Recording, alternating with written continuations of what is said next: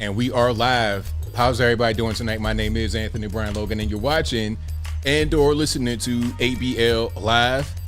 Thank y'all for joining me tonight. You could be almost anywhere in the whole wide world, but you're right here with me live in the show, and I appreciate y'all for that. We got a whole lot going on all over the internets, all over mainstream media, social media, everywhere, and I don't know where to start. First of all, we got the whole thing with Daniel Perry going on. If you guys don't know, Daniel Perry is the 24-year-old Marine Corps vet who is now being charged with second-degree manslaughter in the death of 30-year-old homeless man Jordan Neely. That's going to be a whole big thing. We'll talk about that a little bit more a little bit later. Also, Adidas is going to sell Yeezy shoes again after denouncing Kanye West. After denouncing Yeezy, he's talking about we don't sign with hate, we're not anti-Semitic, all this, that, and the third. They said all those things, but they're still going to sell the shoes. They're going to give some of the proceeds to charity, maybe all the proceeds, but I doubt it. I think there's going to be a profit incentive here. We'll talk about that a little bit more a little bit later. Also, illegal aliens are flooding the border due to quite a few factors. Title 42 ending, Joe Biden having open borders, not building the border wall, soft on crime policies, you name it. But also, these people are being sent somewhere. A lot of them are being sent to places like Chicago, Illinois. Up to, well, probably at least 500 of them are going to one South Shore neighborhood in Chicago. The residents are upset, although they voted for Biden at a 97% rate. We'll talk about all those things and more on tonight's episode of ABL Live. And thank y'all for joining me yet again. You guys are the best audience anywhere on these internets. If you like what you're hearing so far, please give the video a thumbs up, like the video, share the video, do all of that good stuff. That'll help me out tremendously. We got a whole lot going on tonight. There is quite a bit happening. Like I said, Daniel Penny, Adidas, Kanye, Chicago illegal aliens, the woke wildfire. That's a big one. That's kind of controversial. Also, there's a lot. There's a whole lot. We got a lot of videos I've not shown, a lot of topics I've not necessarily covered. But if you guys like what you're hearing so far, if you enjoy the content in general, please give the video a thumbs up, like the video, share the video, do all that good stuff. That'll help me out tremendously. You're also listening to a podcast right now. It'll be available on your favorite audio streaming platform, whether that be Google Play, Spotify, Stitcher, Anchor, Apple, iTunes, etc., at 8 a.m. tomorrow morning. So today is Saturday. It'll be available 8 a.m. Eastern time tomorrow morning for free on your audio platform of choice. You can go to the audio streaming platform right now and search ABL Live. I should pop right up. Or just go to the link in the bio, check it out there. Not link in the bio, link in the description, and check it out right there.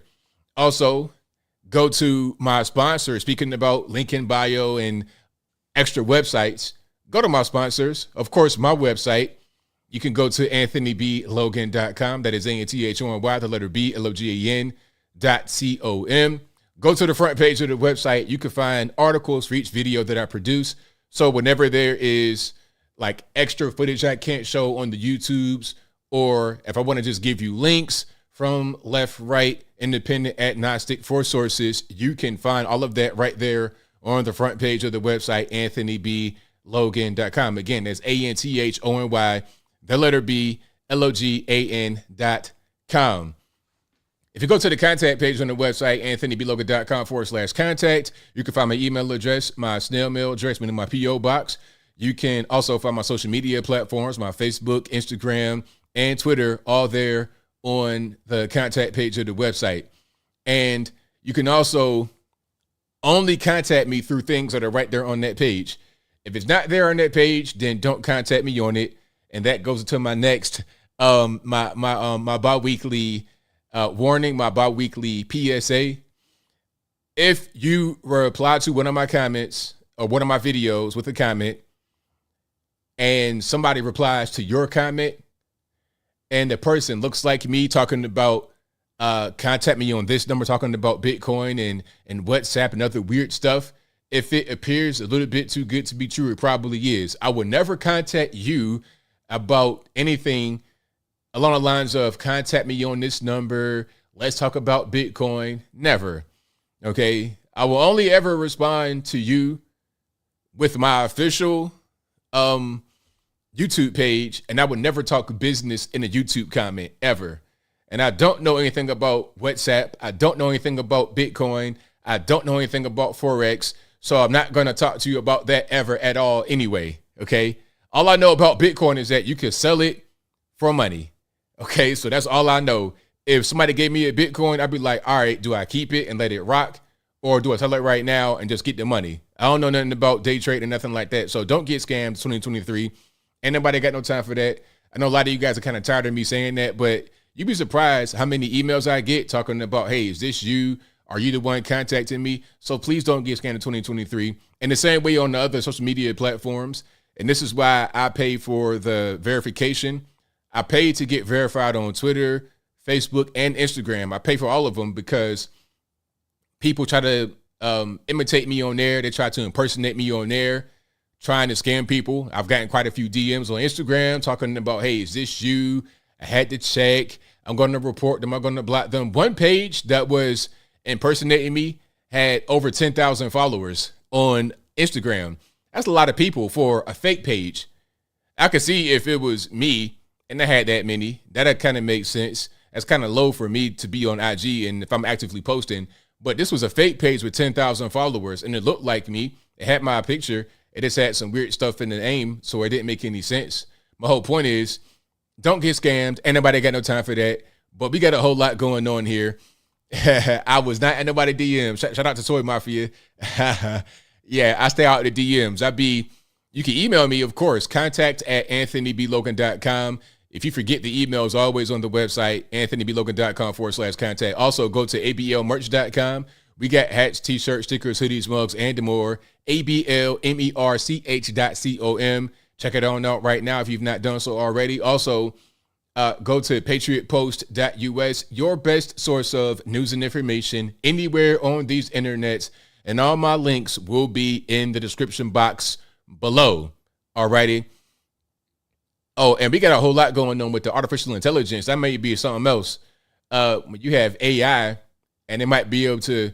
Now, if AI can reproduce my voice, I'd be completely impressed. You know, because I go all over the place. I got different accents going on. It's a little bit of everything happening at once. So if they can get my voice down pat, then hey, we're in trouble. We are in big trouble because there were some obvious pictures of the Pope floating around and it had the whole internet fooled. They were totally fooled. The hands had like 3 fingers on it looking like E.T. or some kind of alien space creature. Nobody cared. It was obviously fake, but people were fooled. So if AI can get my voice down, man, we're in trouble. All right. So we got a whole lot going on tonight. I'm not really sure where to start. There's so much happening. I want to start with the woke wildfire. Can we start there, please? Because this one was pretty interesting. So here's what happened. Here's what happened. So in Canada, in Alberta, Canada, by Banff National Park, there's quite a few fires in Alberta right now.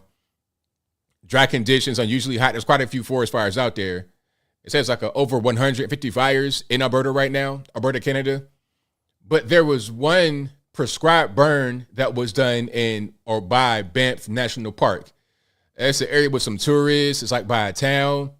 Now the prescribed burn was scheduled as part of an event that was going to go from May 1st through the 12th. So it's probably already been over with, especially since it was a fire that kind of interrupted it. But anyway, the prescribed burn was part of a training exercise to get more women into firefighting.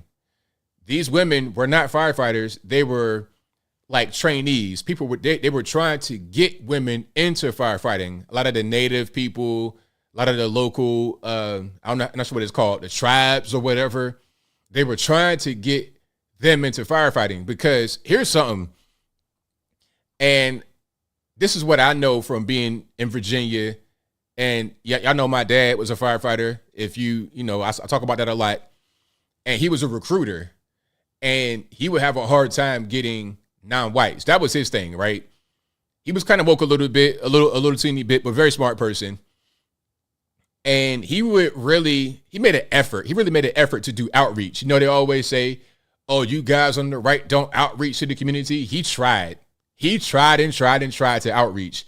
He would go to the black colleges. We'll talk about HBCUs in a minute. He would go to Norfolk State. He would go to Hampton. He would go to the mall. He would go to wherever he could. He might go to a club party, wherever he could, to recruit people to join the fire department. Now, if you came to him as a non-black person or a white or whatever, he wouldn't deny. Like, if you want to come on to the fire department, he said, come on. But he made an extra effort to try to outreach because if you guys don't know, firefighting is majority white male, like overwhelmingly.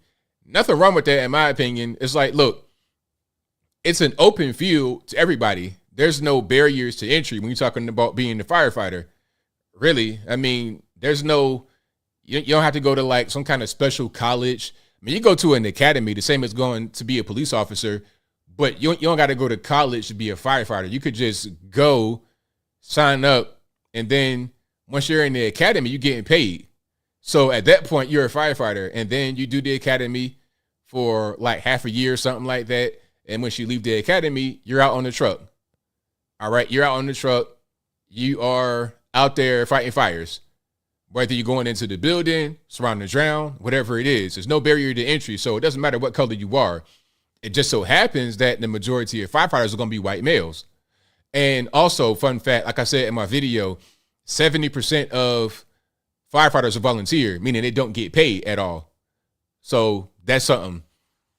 But anyway, he wanted me to be a firefighter, and I was going to do it like right around 2015. My plan was to, because at the time I was still a graphic designer.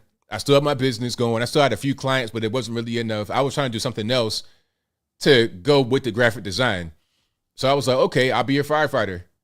I can, be a pro firefighter. I'm a shoe-in. I know guys on the force. I know guys in the department right now. Dad's a recruiter. It'd be an easy thing. You got the legacy admission, blackmail, you got friends on it, nepotism, everything's in my favor, right? I was going to do it, but then my channel took off. I'm like, well, I like kind of what I'm doing here better. So I kept doing my graphic design for like another year while my channel was still up. My channel started in 2015, and I did my last design job in 2017. So that's kind of what ended up happening. But in the course of me trying to become a firefighter, I learned a lot. And of course, being a little kid, going to the firehouse, I learned a lot. Talking to dad, talking to other guys on the force, talking to people that, the battalion chief and everybody else, talking to these guys. I learned a little bit about the fire department. And one of the main things is that they try to recruit people that aren't white males because you got the federal agents looking down their back, talking about, oh, you guys are being racist. Your department is too white, stuff like that. They would get from up high, from the powers that be. And you know who they are, but I digress. So I think this whole thing with Banff National Park and this event they had called W-Trex, Women in Fire Training Exercise, it was to reduce the number of white males in the force by percentage. Not necessarily by number, but by percentage. You're trying to introduce more minorities and more women into the force. But that might not be a good thing because not everyone is good at doing everything. Okay, some women are going to be great as firefighters or even police officers, but that's not always the case. Not every woman's going to be rock hard, solid, 6 foot tall, can punch you in the face, break your nose. They're not really going to be like that. A lot of them are going to be 5'1", fun size, kind of dainty, kind of feminine, good to be a nurse, good to be something like in the medical industry, in the care field, maybe even the doctor. But to be out there fighting fires, like going into burning buildings, you could be an urban firefighter working in the city, going into burning buildings, high rises, stuff like that. That's going to be dangerous. If you're out doing like wildfires, out like California type stuff, that's dangerous. It's rough. It's not really good for women to do all the time. So here's what they did. They had a prescribed burn as part of a training exercise, right? And you had the women that were there being trained. Now, the prescribed burn gets out of control because they said the wind shifted. It was already dry conditions, unusually hot. You already had other forest fires going on. So now it gets out of control. Now you have another wildfire as a result. Now, some are going to say, well, hey, ABL, you know what? Sometimes a prescribed burn can get out of control. That's not really the fault of the women that were there. That's not really the fault of the W-Trex organization. But at the same time, should there be a prescribed burn in that kind of situation outside live fire training with complete rookies who you know are going to be not necessarily able to put fires out efficiently at all? Like, they're rookies and you're dealing with women. A lot of native women. You're talking about 5 foot tall, not very strong upper body strength. I mean, is that a safe thing to do? If you guys out there know anything about firefighting or anything like that, y'all let me know if what I'm saying makes any sense. Does it make sense to do a prescribed burn like this during conditions like this with this kind of ensemble of characters that may not be the best suited for the job? Y'all please let me know what's going on. All right. Let me see. MB says I was a paramedic as well. In my country, you had to be a medic and a firefighter. Yeah, same thing here. Dad was Dad used to ride the ambulance. He was an EMT and also a firefighter. I think it might be the same way depending upon where you are in the States. And like I said, the majority of firefighters are volunteer. You know, like, you got a lot of areas that are very rural. You have volunteer forces. Like, even where I live, you have a paid force in the county, but also a volunteer force. The volunteer force is much smaller, obviously, but they work together with the paid force. You know, that's just what it is. You got to be able to carry a person. Oh yeah, the dead man's carry. Yep. I remember watching some of the training videos when I was gonna be a firefighter. Dad was like, yo, you got to do, watch the training, see, have your strength together. So I was training at the time. I was doing my push-ups. I was doing 100 push-ups at a time. I was doing between 300 and 500 push-ups a day. I'm eating right, lost weight, did all that. Like, I still got a lot of my strength from that time. I still do my push-ups right now. I could still get down right now and do a clean 50 easy push-ups. Back then, I was doing 500 push-ups a day, getting ready to be a firefighter. I was serious. I was dead serious. Yeah, so, I mean, was it a good idea to have these women out there to be doing this kind of exercise as rookies in these kind of conditions, knowing it's dry, it's hot, and you already had other wildfires? Did that make a lot of sense? You got to be fit for sure. Absolutely. Absolutely. Let me see. Greg says lots of thunderstorms came through East Washington, Idaho, British Columbia, and Alberta this week. Very interesting. Hopefully they cut down on the forest fires. Hopefully so, because they said that it was unusually dry and hot conditions. So maybe that was able to kind of cut down on the forest fires. Hopefully. Somebody says, no, they need them dancing on TikTok with houses on fire in the background because someone got offended. Hilarious. Hilarious. Yeah. Now, I don't got no six-pack right now, but hey, I got a whole keg right now. I don't got no six-pack at all. I got to do some more cardio for that six-pack to come through, and I don't like cardio. That's the enemy. That's the devil right there. Yeah. I'll settle with the keg if I don't got to do too much cardio, for real. Under my keg, I got a six-pack under my keg. Yeah. If you can get through that keg layer, it's a whole 8-pack waiting for me, waiting to be unleashed to the world. Let me see. SR 1034 says, I was in the infantry and firefighters in training. I knew they were in better shape. I was hiking 13 miles weekly too. Wow. Very interesting. Very, very interesting. So yeah, that happened out there in Alberta. And you know what? In my video, I was like, hey, the news in Canada appears to be faker than the news in the States, because I was watching some clips from Canadian news about the fire that started as a result of the women in training exercise at Banff National Park. And they didn't mention that event was happening. It just said that the fire started. Oh, it was dry conditions. It was unusually hot. I'm like, well, wait a minute. Why aren't you mentioning the most important part, which is the fact that there was an event that happened where the prescribed burn took place, which caused the wildfire? You may not even say the wildfire was caused by these women. You might not say that. But why not mention the event? Why not say that event was taking place at the same time? That's pretty important, because you might have people that got injured or people that were, not knowing what to do in that situation.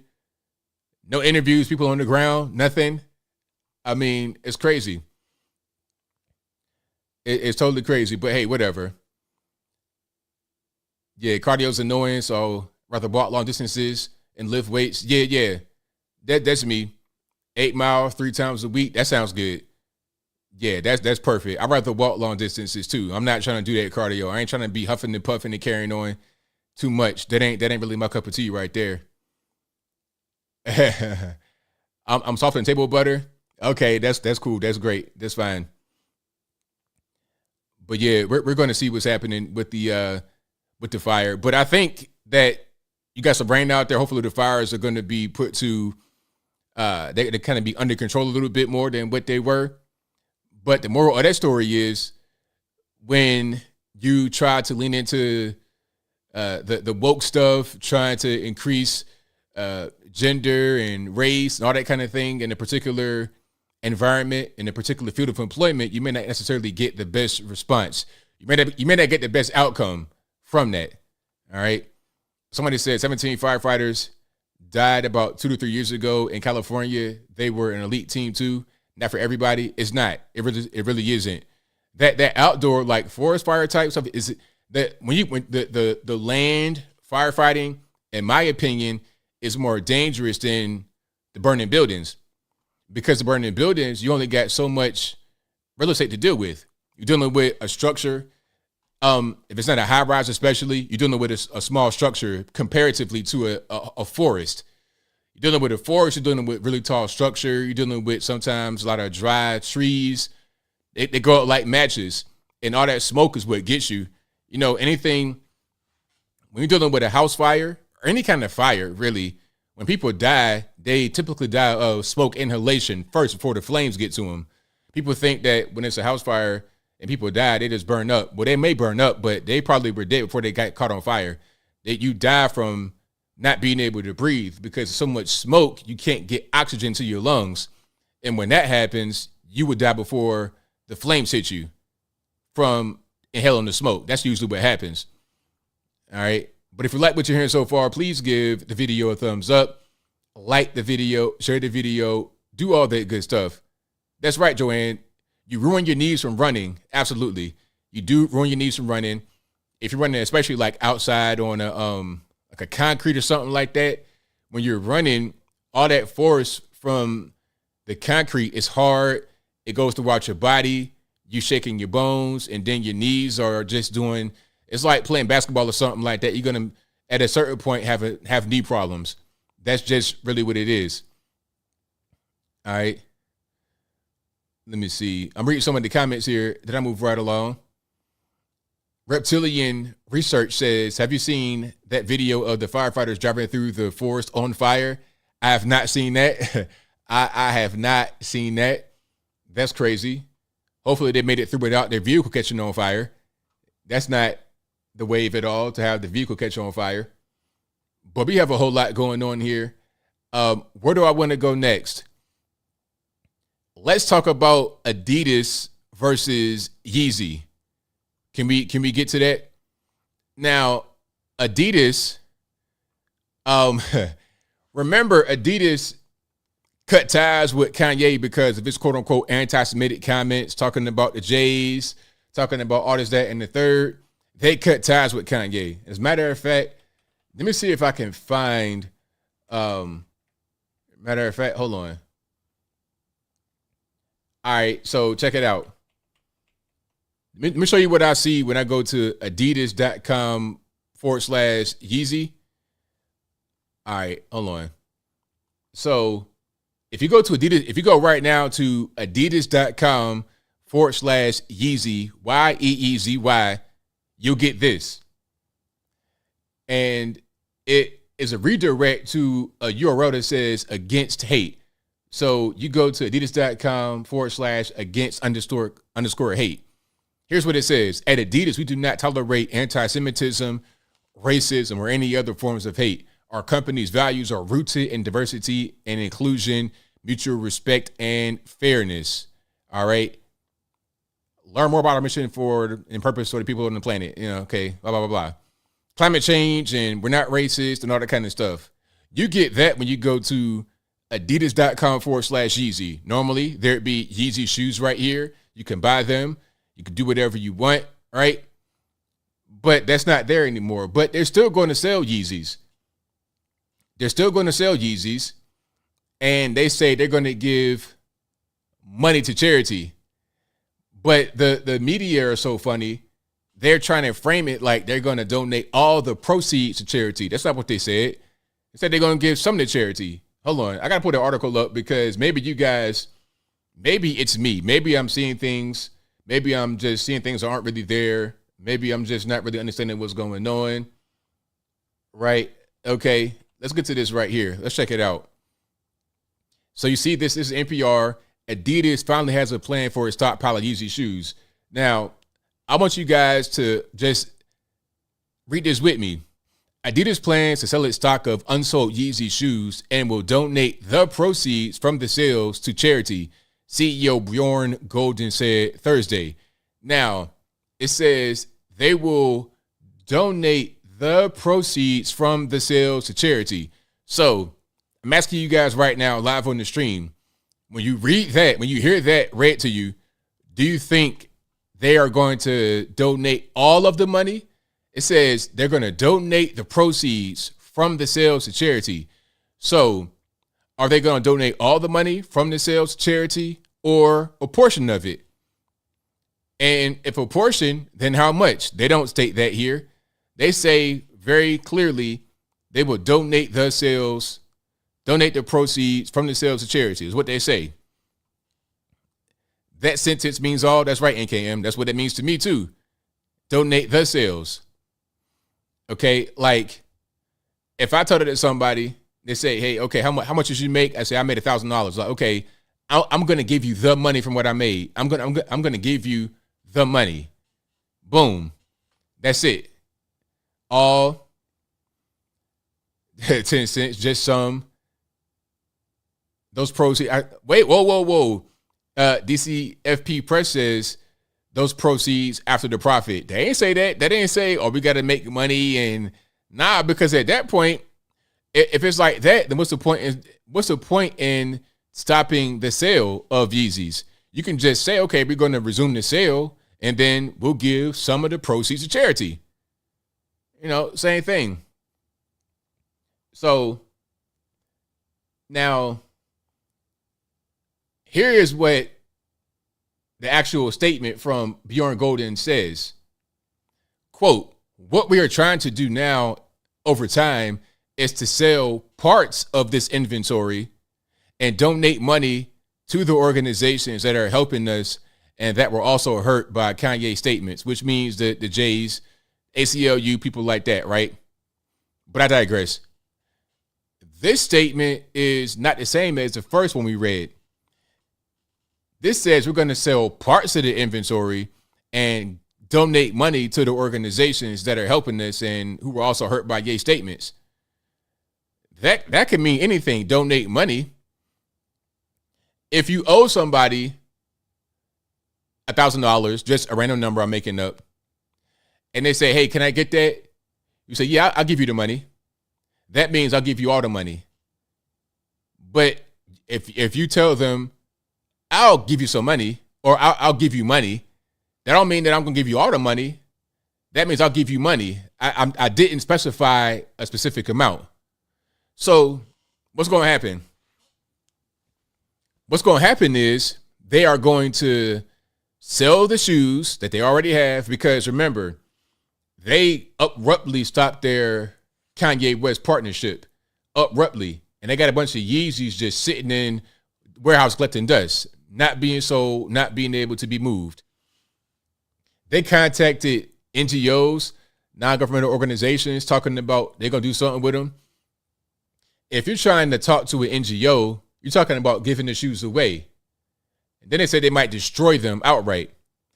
But the problem is they had a shareholders meeting, and you guys know about shareholders of corporations. They're like, "Look, check it out. All this stuff about he's racist and anti-Semitic or whatever, ain't nobody trying to hear that, man. We are not trying to hear that.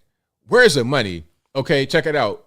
Adidas then lost how much in market cap? Look, they lost $1.28 billion in full year revenue and $533 million of operating profit.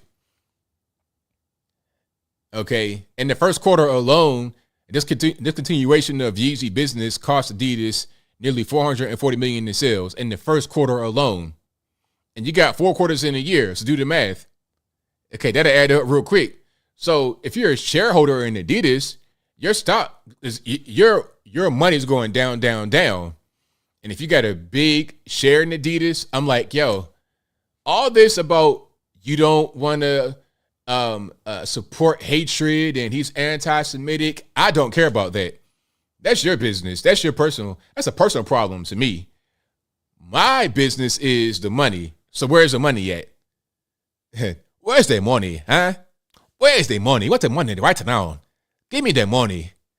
Where them dollars at? They don't care about any of this stuff. You know, all this woke stuff is cool for PR for some people, I suppose. It's cool for the they-thems of the world to do some PR work, I suppose. But for people that got the money and they got to make, ends meet and they got people to pay, it's like, nah, man, I'm not trying to hear that. What are you going to do with the shoes? So in the shareholders meeting, like, okay, we're going to sell the shoes. And, here's my prediction. They're going to sell the shoes that they already have in stock. Well, not in stock, but in the warehouse that are going to be stocked. They're going to sell the shoes. They're going to give a piece to the shareholders to satisfy them. They'll give a piece to Kanye West because he probably has a contractual obligation. If you're selling Yeezys, I get a cut. They'll give him his piece. They'll give a piece to the shareholders. They'll get their piece as Adidas, and then they'll pay for taxes and warehousing and expenses, and whatever is left will be given to charity. That's what's going to happen. Why would you not? Because regardless, if you sell the shoes, listen, if you sell the shoes and give the cash to charity, all of it, then what was the point in selling the shoes? Because you didn't make any money doing that. You may as well give them away. Just give them away. Just give them to charity. Go to Goodwill. But you know what? If they went to Goodwill, you know what happened? You're going to have these sneakerheads lined up outside Goodwill. Lined up like they go on to Disney World, trying to get on a ride. 2-hour wait will be nothing. They'd be camped out like Black Friday, sleeping out in front of Goodwill across the country to get those shoes because they have a really high resale value. And it won't make them no more. They're scarce. It'd be like baseball. It'd be like having a Michael Jordan baseball card. It'd be like having a Babe Ruth rookie year baseball card. It'd be like that. I'm being serious. I'm not a shoe culture kind of guy. I don't have any Yeezys. I don't have Jordans or anything like that. I'm not trying to hate on it. It's just not me. That's just not me. I have Nikes right here, though. I got Nikes right here. I got these. That's about all I got that's Nike in my house. Beyond that, nah. I got a pair of shoes that I go exercise in. I don't even know what kind of brand. It might be Adidas, I think. I don't even know. I don't really care. I go to Dick's Sporting Goods and go in the back and try shoes on. And if they fit and I like the way they fit on my foot, then I'm rocking with it. If not, then I'm not. I don't care too much about fashionable shoes. But a lot of guys and girls do. And that's fine. So those are going to get sold immediately. As soon as there's some kind of private sale or they give them away, they will sell out immediately. Because they got a high resale value. Shoot, I might even buy some. I don't even wear those kind of shoes at all. But I buy them to sell them. Hey, man, this is America. This is America. It's not illegal to do that. I'm an entrepreneurial. I have the entrepreneurial spirit. So if somebody was to be like, hey, here's some Yeezys.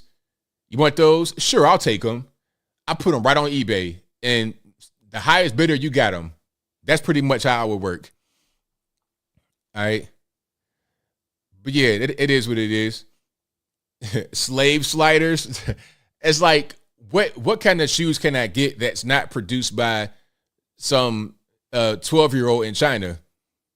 What can I, like, are there any kind of American-made, are there any American-made shoes? How about American-made cell phones? Where are Crocs made? Are Crocs an American company? I've heard that Crocs are good. I've never had a pair of Crocs. But what are some American-made shoe companies that I can get some slides or fancy shoes in. I'm not really sure. New Balance, are those made in America, or what's going on?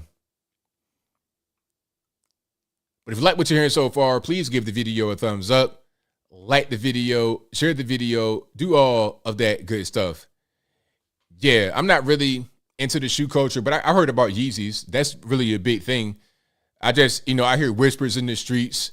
I see things online. I do a lot of work online. I'm always reading stuff, so I come across certain articles talking about it. But beyond that, I don't know too much. Asics in Korea, Brooks. I've seen Brooks. They make like hiking shoes or something, don't they?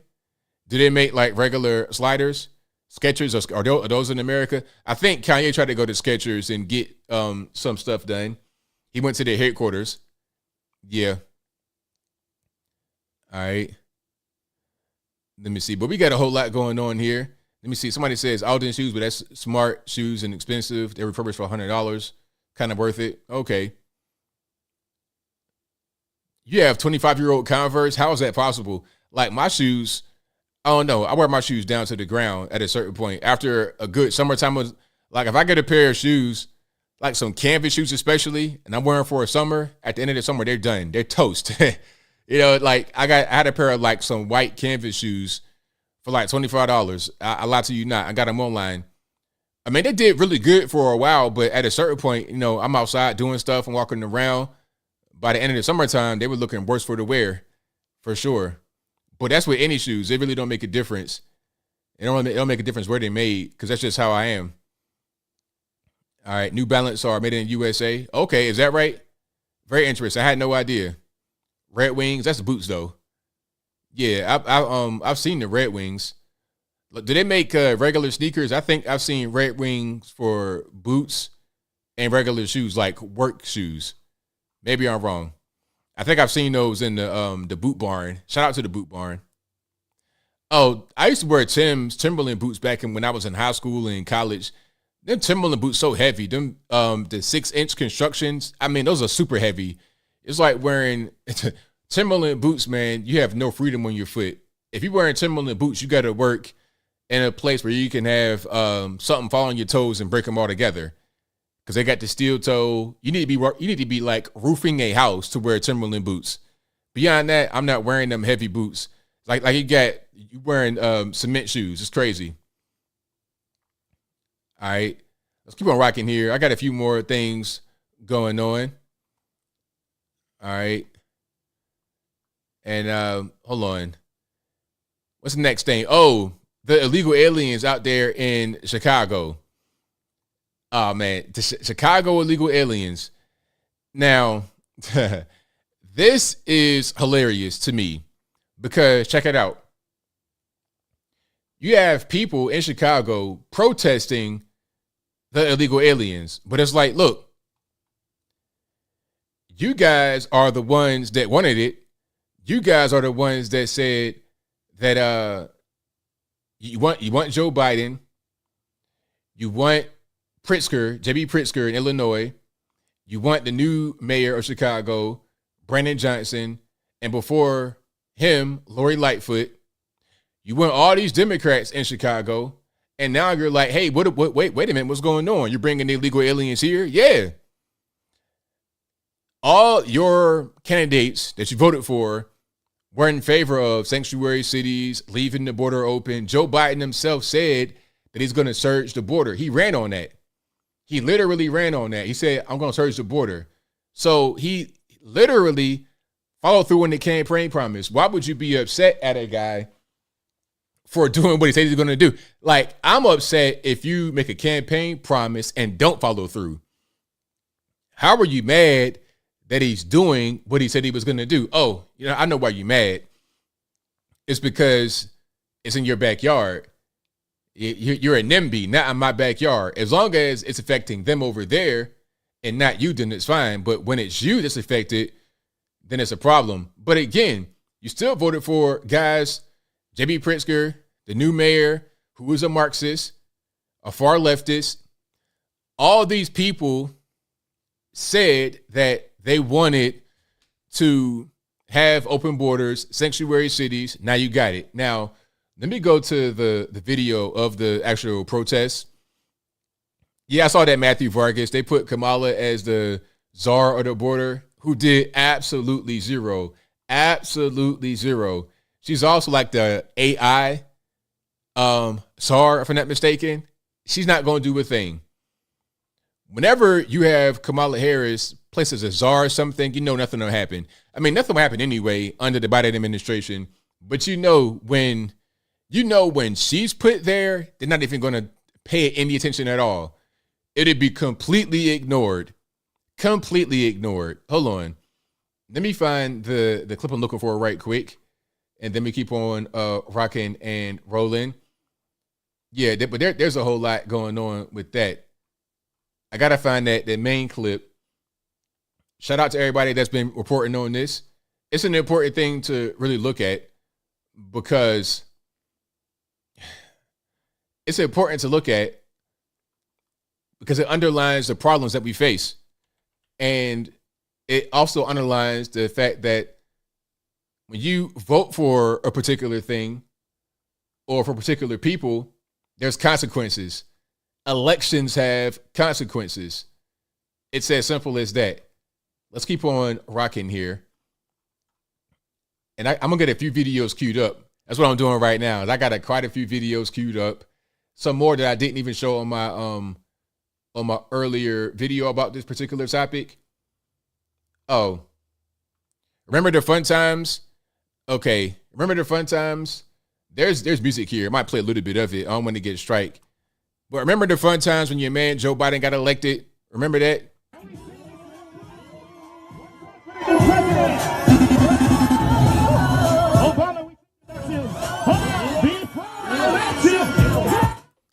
Remember the good old days when your man Biden got elected and then they're out there doing electric slide and whatnot in D.C., having a good old time, right? Are they still dancing? Are they still carrying on like that? Is that what's going on? The cringiest stuff in the world, right? You were celebrating back then. A lot of people that are complaining about what's going on right now in their cities, in their hoods, in their towns, villages, wherever they are, they were out there. Look at my man right here. Trump is over. Oh, okay. Louisiana. So they're traveling all over the country. How many of the Chicagoans who are crying right now are out here at this moment in D.C. dancing, having a good old time? Huh? Well, all these bought and paid for signs, merchandise, all that good stuff, right? Black Lives Matter. Yay. Remember all of that? Now, where is all this action? Where's all this action now that you got all these problems? Hold on. Let me go and play this kind of one by one. This is a video that I have not played yet on the actual channel. Shout out Rhonda Mary for reposting this from In Wokeness. Her caption says America first. Let's check out what they got to say out here in these streets. All these resources that have not come to us, now you want to overly compensate for people who never lived here before, and we need to be taken care of first and foremost before anything else happens here. Yeah. Why? I mean, come on. I don't understand. What are we even talking about? You all voted for this. Why cry? Why cry? Would any leader put our black communities already riddled with crime at further risk by placing unvetted non-taxpayers steps away from our city? Wait a minute, Cisco. Wait a minute. Who did you vote for, sir? Does anybody know who he is? Does anyone know who he is? Please tell me in the comments. I want to know. I want to talk to him and ask him the question, who did you vote for? If you voted Joe Biden, J.B. Pritzker, Brandon Johnson, Lori Lightfoot, if you did that, then be quiet. I don't want to hear a word because they campaigned on this. This is a campaign promise. Hold on. Before I continue with my man Cisco, or Briscoe, whatever his name is, let me just go back to Biden promising to surge the border. Let's just go back. I would in fact. Hold on. Let me play this right quick. I would, in fact, make sure that we immediately surge to the border. All those people are seeking asylum. They deserve to be heard. That's who we are. We're a nation that says if you want to flee and you're fleeing oppression, you should come. So that's what he said during the debates when he was running for president. This time, right? 2020. Isn't that what he said? He says this on the debate stage. This is a campaign promise that he followed through on. You should be happy that he did this. Finally, a guy that gets on stage and does what he says. You should be happy. This should be a campaign accomplishment for the Democrats voted for Joe Biden.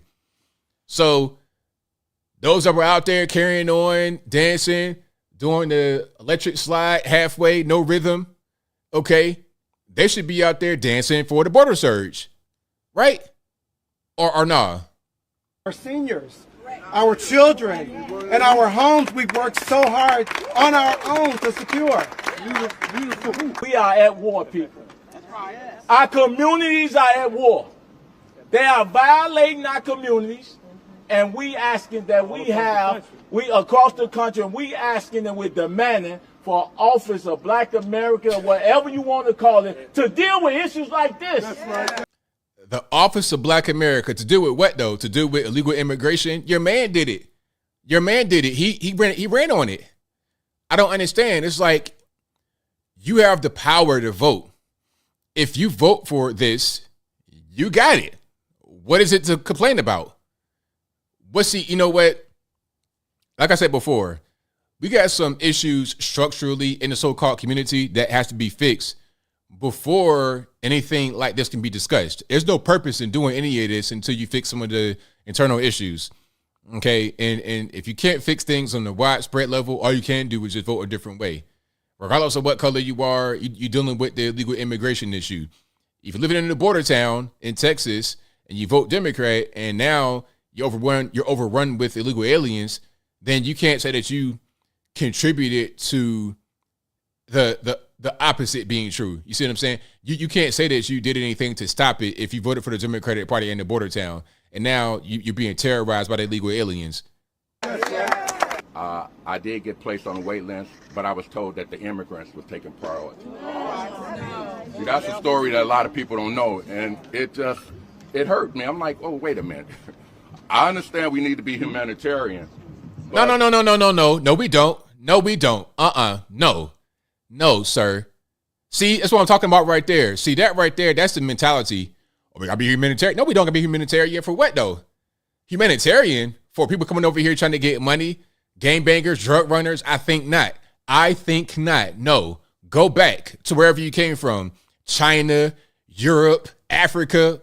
Go back to where you came from. If you want to come here, come legally. I don't care about nothing. I don't care about no humanitarian stuff. You know what? I'm triggered at that because there was one post I saw. I'm gonna put it up on the screen right quick. And it was like breaking news all over the place. Oh, a child died in Biden's custody. The first child, immigrant died in Biden's custody. You mean a 17-year-old from Honduras? A 17-year-old is not a child. A minor, yes. Unaccompanied minor, yes. Not a child. Okay, 17 years old. You talking about you could be Paris Allen, joining the Marine Corps. 17 years old, you could be about to be in the NBA, which was Kobe at the time. I think Kobe was 17 when he signed the contract, and his parents were right there with him to sign the contract to join the NBA. That's not a child. That's underage, but you could be driving, working. Not a child. I don't know many children that work and drive in this country legally, okay? So I'm not trying to hear nothing about no humanitarian stuff. Okay, tell that to the humanitarian, tell that to the little girls on the border that are being abused by these men who are abusing children. They said one girl had 100 DNA samples in her, a little girl, underage.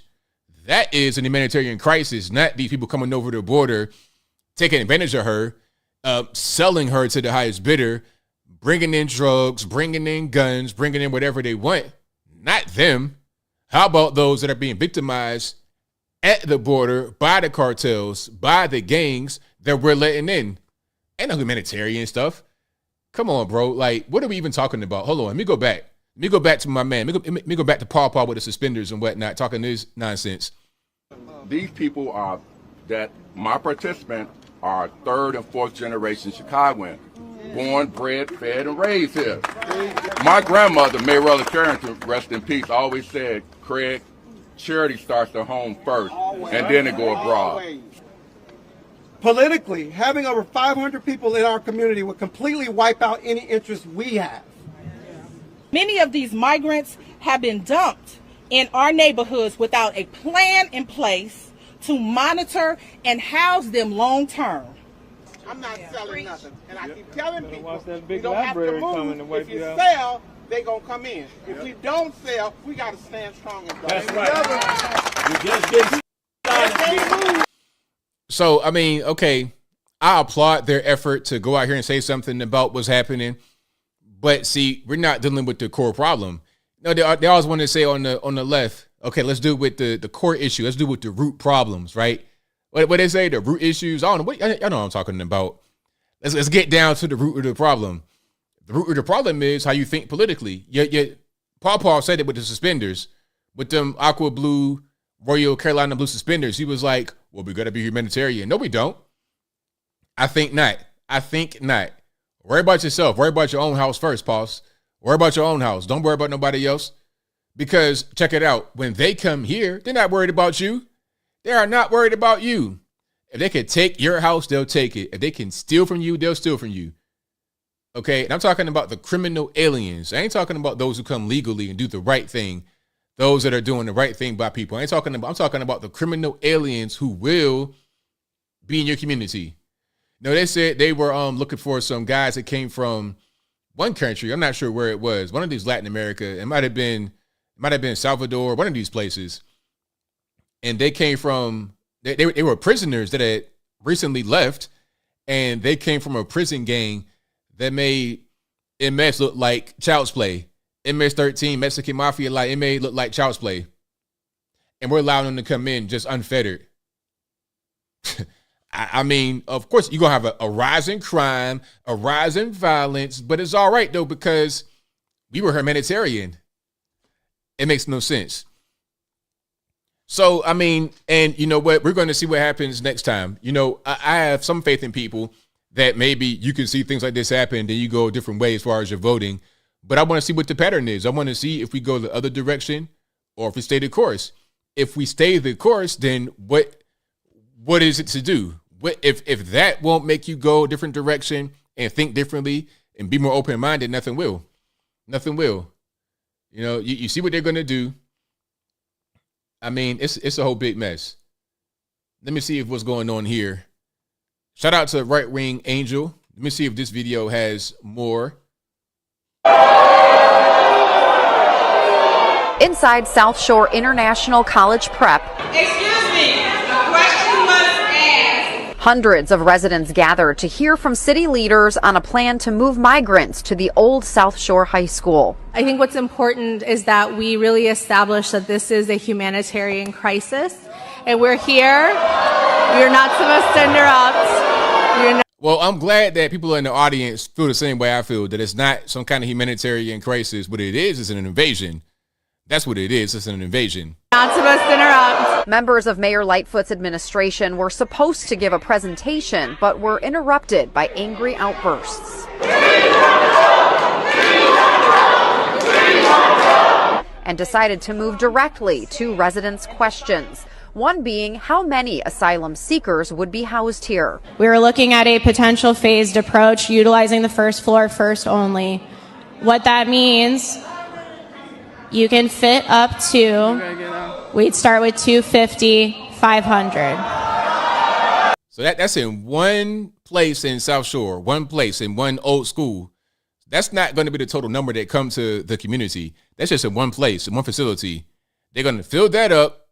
And they're going to also be all over the place because there's a lot of people that come from Mexico and Chicago. So they go to their cousin's house, to their pawpaw, meemaw.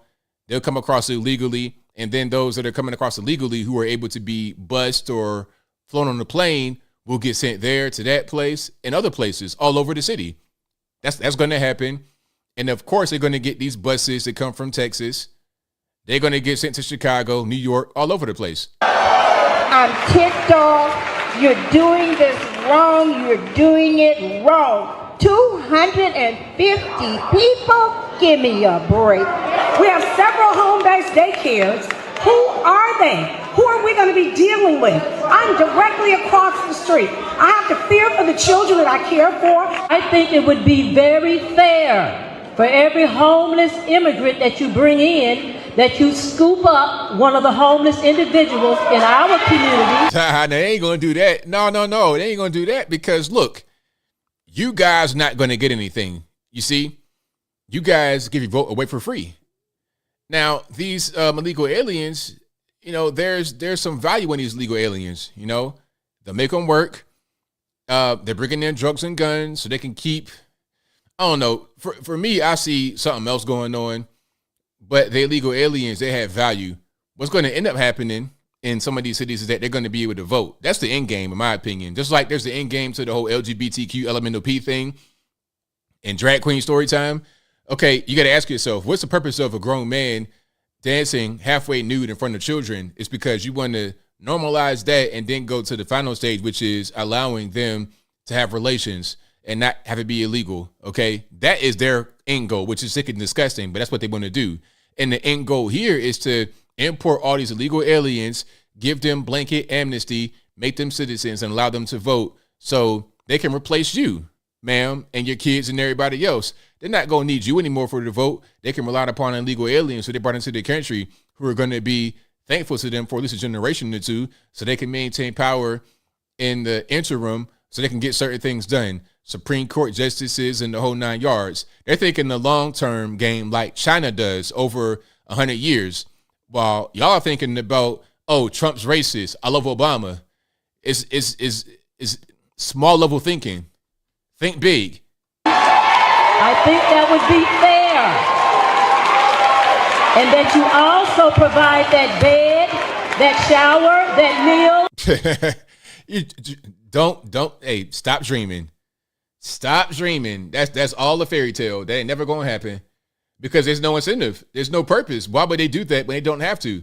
If they can get 97% of the vote from the black community in South Shore by doing nothing, why would they do anything to maintain it? All they're going to really do is just replace you with a larger voting bloc and have them vote Democrat. Because, like I said, they're going to be thankful to the Democratic Party for bringing them in for a generation or two. Probably by 70% margin, they can be the majority. They're going to work. They're going to go hard for a while. Then they're going to be able to maintain power as a result. That's the whole end game. It's very simple. So, yeah, I mean, I understand how they feel, but I hope they hear me. I hope they're watching me right now. I hope they're watching this video right now and they can hear me when I'm saying, hey, this is what you guys voted for. If you don't want more of it, then don't vote the same way. But I feel like what I'm saying will fall on deaf ears. Some may change their ways, but we got to have it be a widespread thing. And like I said, we need some serious structural change within the community to make it go a different direction. It's very simple. But if you like what you're hearing so far, please give the video a thumbs up, like the video, share the video, do all of that good stuff. That'll help me out tremendously. So yeah, illegal aliens, don't come here. Don't come here. Go to illegal alien friendly states and cities. Go there. Go to New York City. Matter of fact, what they should do is send these illegal aliens straight to Hollywood celebrities' houses, Laguna Beach, Huntington Beach, Calabasas. Go up there to the hills. Matter of fact, you know where they could go?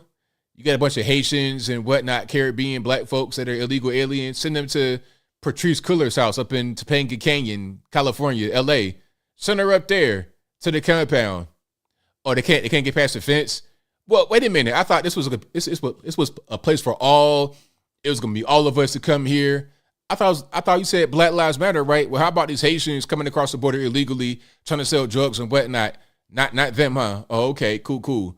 So anyway, I will move right along. Black Lives Matter and BLM related companies got $82 billion ever since George Floyd got murked, okay, in 2020. Or not murked, pardon me, when he died. I don't want to say murked because that's not what happened. But ever since he died from a drug overdose or whatever that was, $82 billion. They could take some of that money and build some centers for migrants. What they're going to do is send them right to your community if you live in one of these areas, like in South Shore, Chicago, or somewhere else. They'll take over. They'll be the new model minority, and you'll be gone. It is what it is, but you voted for it, so it's whatever. And then it was the one guy, my man Cisco, was like, well, they're going to make them vote. Why would it matter to anybody that vote for the Democratic Party who is now being overrun with illegal aliens, who the illegal aliens vote for? They will vote the same way you vote. You guys are on the same team. Ain't nothing to worry about. It only matters if they're going to vote differently than you, which you're not. Anyway, I digress. I'm getting triggered, so I digress. We got a lot more going on here. Where am I going to go next? Did I speak on Daniel Penny yet? I didn't. So Daniel Penny, you guys know who that is. Daniel Penny is the 24-year-old Marine Corps vet who was on a train, and he had put 30-year-old homeless man Jordan Neely, the MJ impersonator formerly at one point, he put him in the restraint from the back. They call it a chokehold to keep him calm while he was acting the fool. Not only was Daniel Penny there were two other people who were not white. They appeared to be black or some kind of Hispanic or something like that. They weren't white. It was three guys in total holding Mr. Neely down.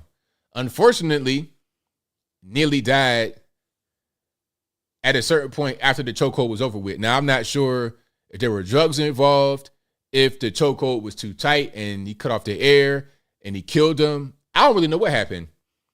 I would assume that the chokehold did it, but I don't know that for certain. They said it was a homicide, so maybe that's what happened. Regardless of what, we know that it was a mistake. It was an accident. He did not mean to do it. He had to become vigilant. They call him a vigilante because where are the police? Where is anybody to stop this man from doing what he's doing? Threatening people, acting the fool, behaving erratically. And you know what? I have a video of the guy. I'm not sure if it's from that same day or not, but if you know about if you know about people like in the street, homeless people, then you might kind of be familiar with what's going on here. Let me see if I can find a video right quick. And if you like what you're hearing so far, please give the video a thumbs up, like the video, share the video, do all of that good stuff. I got to find that video right quick. But yeah, if you have seen, if you've been on the train in New York City, you go to California, here it is. You see guys just like this who, to the untrained eye, may appear to be, they may appear to be just babbling to themselves, not really a threat. But if you know they are a threat. All right, let's play it right quick. Hold on. Let's do it this way. The homeless man, I need the shelter and the drink. Food, thirsty, and the milk. TV, Popeyes, thirsty, and the shelter. Milk, TV, and drink. And that's what happens. Thirsty, and the milk. Food, hungry. And that's what's going on. Shelter and the drink.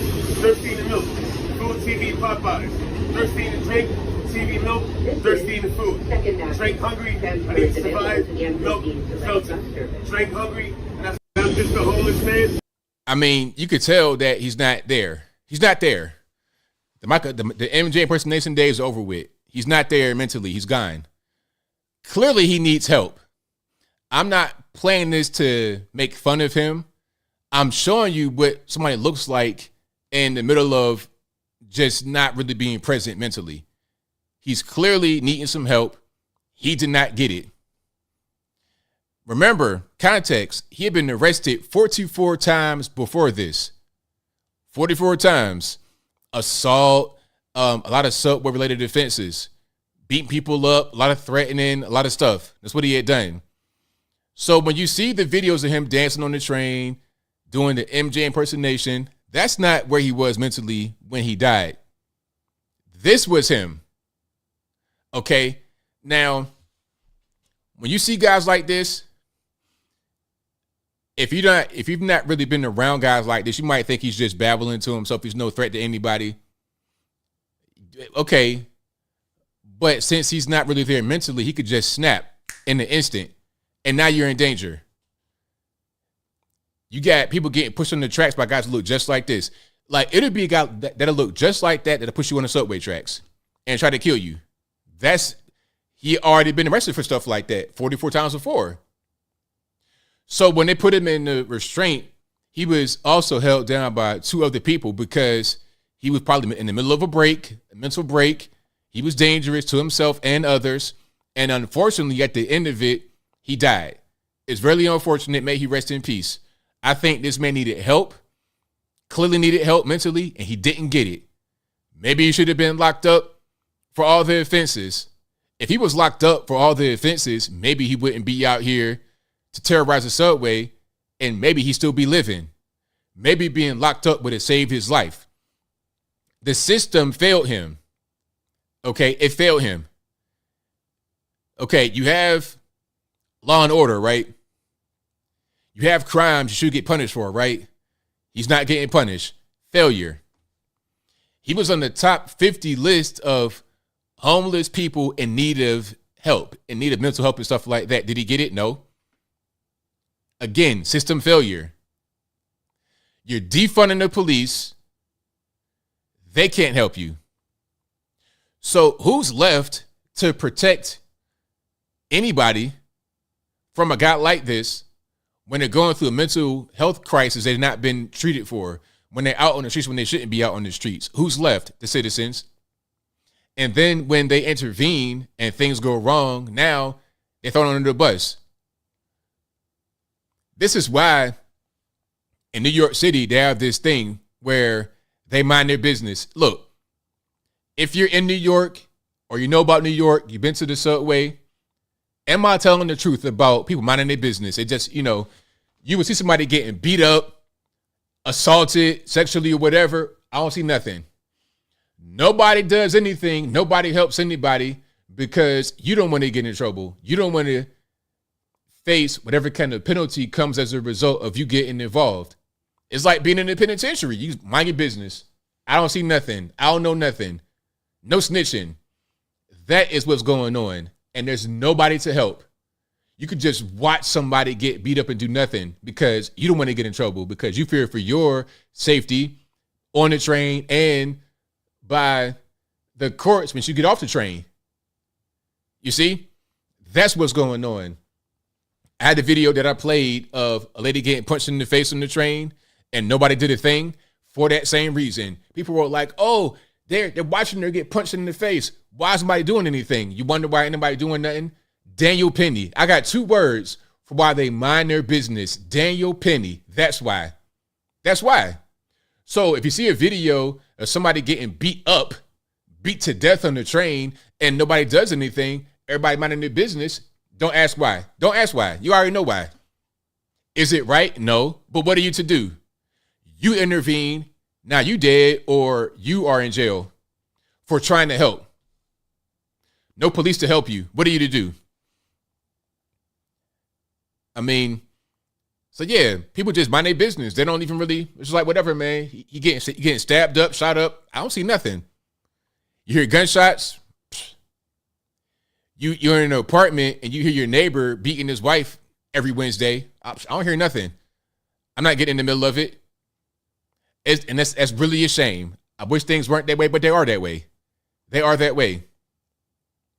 Where's Batman? Hey, you need a Batman for real. But, Batman would get locked up. Now, Batman would get locked up right away. The first time somebody break their finger after, and Batman wasn't even the kind of person that would kill you. He would just, kind of tie you up. But the first person to get their finger broken by Batman, he would get locked up and sent away. They would do him worse than the criminal that he was trying to subdue. Okay? And that is the point. That is the point. Let me see if I can find that video I'm talking about of the lady getting punched in the face. All right, I'm reading some of the comments here. That's the law of the subway. Mind your business. Yep. Sure is. And can nobody can really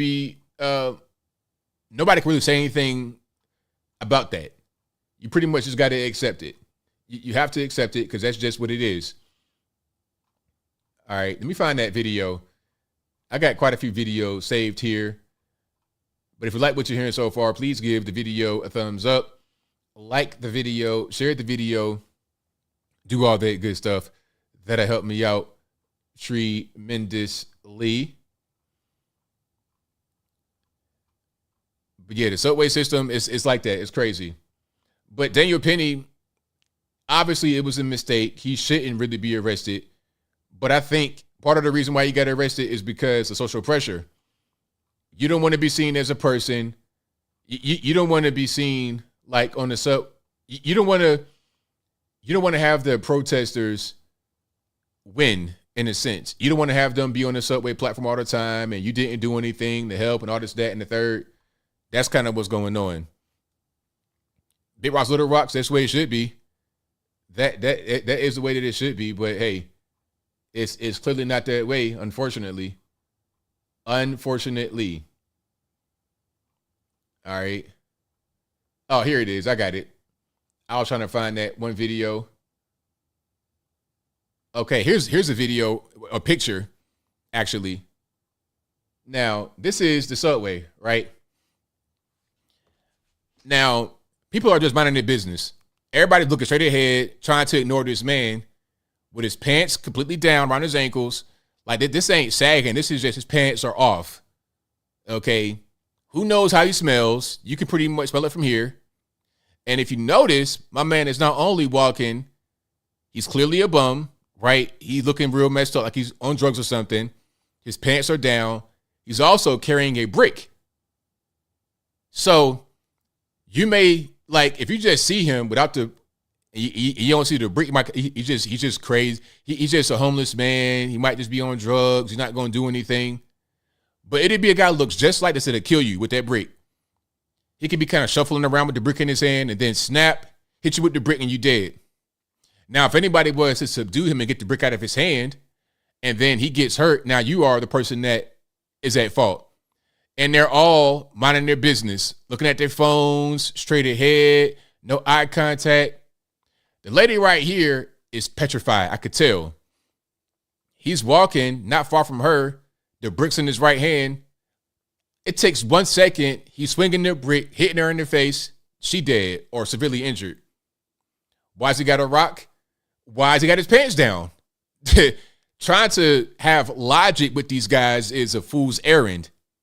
You're not going to be able to use logic with guys in this kind of mental state. This is what I'm talking about. When guys are not mentally there, they're going to do things like this. They are going to be dangerous because they're not mentally sound.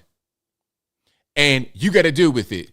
And you can't do anything to stop it, apparently, because you become Daniel Penny. You become Daniel Penny.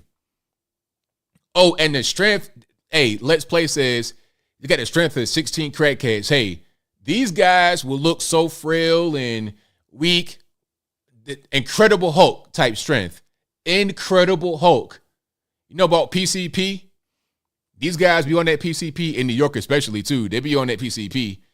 The strength is like out of this world. You're talking about animalistic, a rhino, a hippopotamus type strength. Okay? They look like they're frail, but they're stronger than Lou Ferrigno, Arnold Schwarzenegger, world's strongest man, one of these guys from Iceland, Magnus, Bjorn's son, whatever the guy's name are, strong like that. Because they're on drugs. They don't really care. No pain receptors. Mentally, they're not really there. They're somewhere else. That brick will kill you. But anyway, so here's the video that I was referring to about the guy arguing with the lady on the train. Hold on, let me get some of that sound down. My train riding and I my was feet. breathing. Say it to my face now. Say it to my face now. Tell me to take a chill pill. Say the word chill. So for a little bit of context, you have this guy on the train arguing with this lady, this white lady. He's black, she's white. apparently maybe she had intervened and said take a chill pill. He's upset. Again, this is why you mind your business. I'm not saying that he's right for doing what he's about to do, obviously, but this is why nobody intervenes. She's saying take a chill pill. He gets offended. Now they're about to fight. And there's a lot wrong with this. I'm going to talk about that a little bit afterward. Riding I was NYC. breathing. Say it to my face now. Say it to my face now. Tell me to take a chill pill. Say the word chill pill. Oh. Say the word chill pill. Oh. So she intervenes, take a chill pill. He gets upset. Say it again. Say take a chill pill. She says it, punches her right in the face. Nobody does anything. I'm not sure who this guy is right here, if he's with her or whatever. But see, if I was with her, all that talking that they were doing wouldn't have happened. All this right here wouldn't have happened. As soon as he said something, like somebody said it on Twitter, and I agree with them. Now, some may say, are you soft for this? I'm going to tell you what I would have did. This wouldn't even happen. This interaction, I don't know about y'all, and I'm not trying to be some kind of chauvinist or anything like that, so don't get misunderstood. I'm not Stephen Crowder. But anytime I'm with a woman outside, she doesn't really talk too much unless I give her the okay. Like what's going to happen is it's a natural thing. I don't ask anybody to just be quiet until I tell you to talk. I never would say nothing like that. What'll happen is this. I always do the talking. I'm always the guy that speaks. I'm always the guy that, if you can tell, I'm always the talkative one. I will talk. I'll do the talking. I'll handle whatever's going on. Any kind of issue happening. Just naturally, like let's say I'm at dinner, right? Let's say I'm at dinner. Me and a young lady at dinner. The waiter comes to us and says, "Are you ready to order?" What I'll do is I'll go like this, and tell her to order what she always said she was going to order to me. We saw the menu, looked at the menu. We know we're going to order. I go like that because she will look at me automatically without me having to say a word. I don't request that. She looks at me automatically, and I'm like, yo, go ahead. Same thing here. If I'm out somewhere at a grocery store and on a train, anywhere, and there's a man that wants to talk to us for some reason, you talking to me first. You're not talking to her. And if I am not there and I come back and I see them talking, I'm like, yo, everything good? If he says something like, oh, your girl talking crazy, I'm like, hey, man, ain't no problem, man. Ain't nothing. I'm going to de-escalate. But like, man, ain't nothing. It's all good, man. I'm going to de-escalate.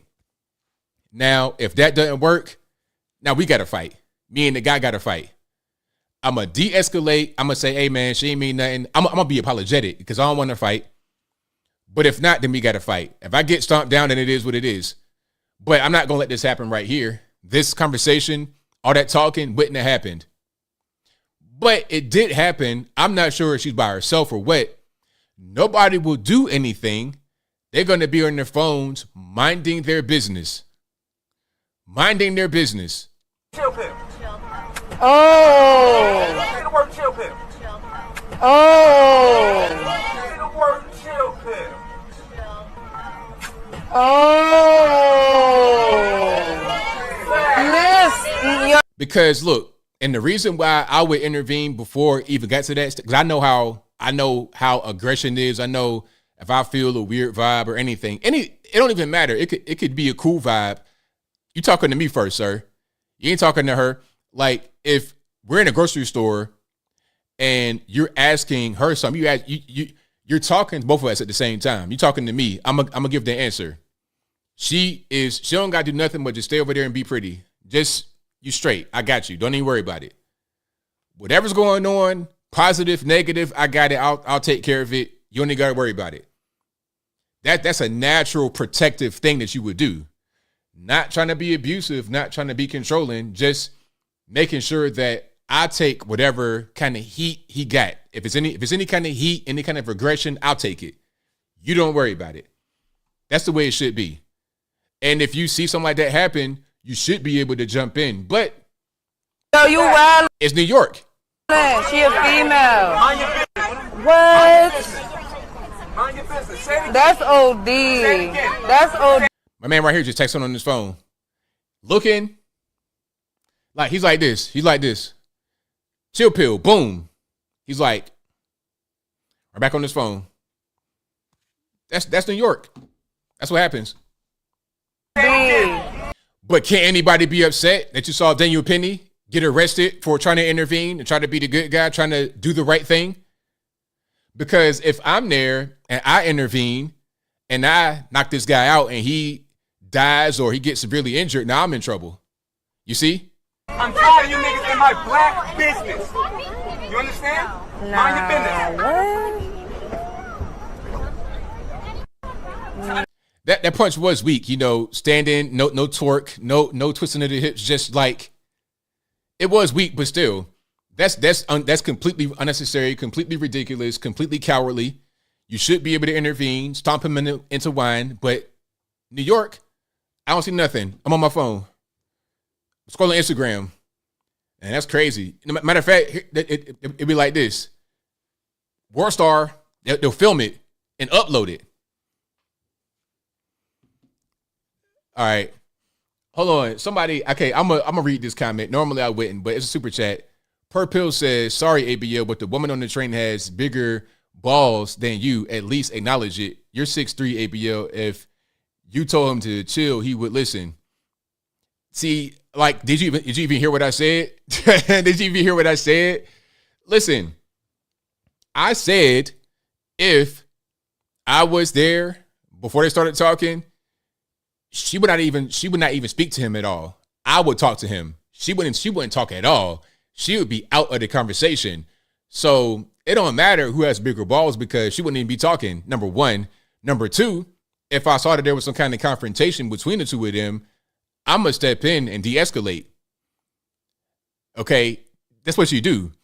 Because it don't matter how big you are. Some of these guys are crazy. I don't know what's going on with him. If he's on drugs, if he's a crackhead or whatever. It don't matter how big you are. These guys will attack you. You know, if they got a knife, a gun, or what. You don't know what's going on. If you try to go into the situation guns blazing, that's how you end up getting killed. That's a dumb move to do something like that. You have no street experience talking like that. I got street experience. I know not to just take people for granted. I mean, you can have a gun, a knife. It could be 10 of these boys in the back. You don't want to get into no fight. You want to avoid fights. Guys that can't fight don't want to fight. Guys that can't fight like to fight with a bunch of people trying to fight one person. 10 on 1. That's that Antifa mentality. That's soft right there, trying to fight with 10 people on one person. That's soft. That's whack. That's not how real men fight. You fight one-on-one if you're going to fight. And you try to avoid fights. That's the last resort. Because somebody could die. Even if you just fight in bare knuckle, somebody could die like that. I remember when I was in Virginia, I used to go to this pizza spot, and there was a bar fight. Right, I used to go there all the time. It was a bar fight. The guy got hit one time and died, and then the guy that hit him went to jail for like 15 years. One punch killed the man. One punch. You don't fight just because. You don't start fights. You want to de-escalate. So call me whatever you want to, but I'm not going to go to jail. I'm not going to go to the penitentiary because I want to be some kind of big tough guy, beat my chest. That's stupid. You could do that and go to jail. I'm not coming to visit you, sir. Matter of fact, how about this? If you're in New York and you see something like that going on and you want to intervene and you want to be the big tough guy and go guns blazing, go ahead. When you get locked up, you be on your cellmate's iPad, he lets you borrow, watching ABL live. And I'll give you a shout out. When you get locked up, I'll give you a shout out. For real. For real. All right. But if you like what you heard, please give. You remember that 10 I Am? You remember that right there on Greenbrier Parkway? I used to go there all the time. And that little air shopping center right there, I used to be there all the time. Because I went to River. So we cut class and go right to that little shopping center. I remember that very vividly. I remember that guy. I didn't know him very well, but I remember seeing him around. Straight to jail. One here to quitter. All right.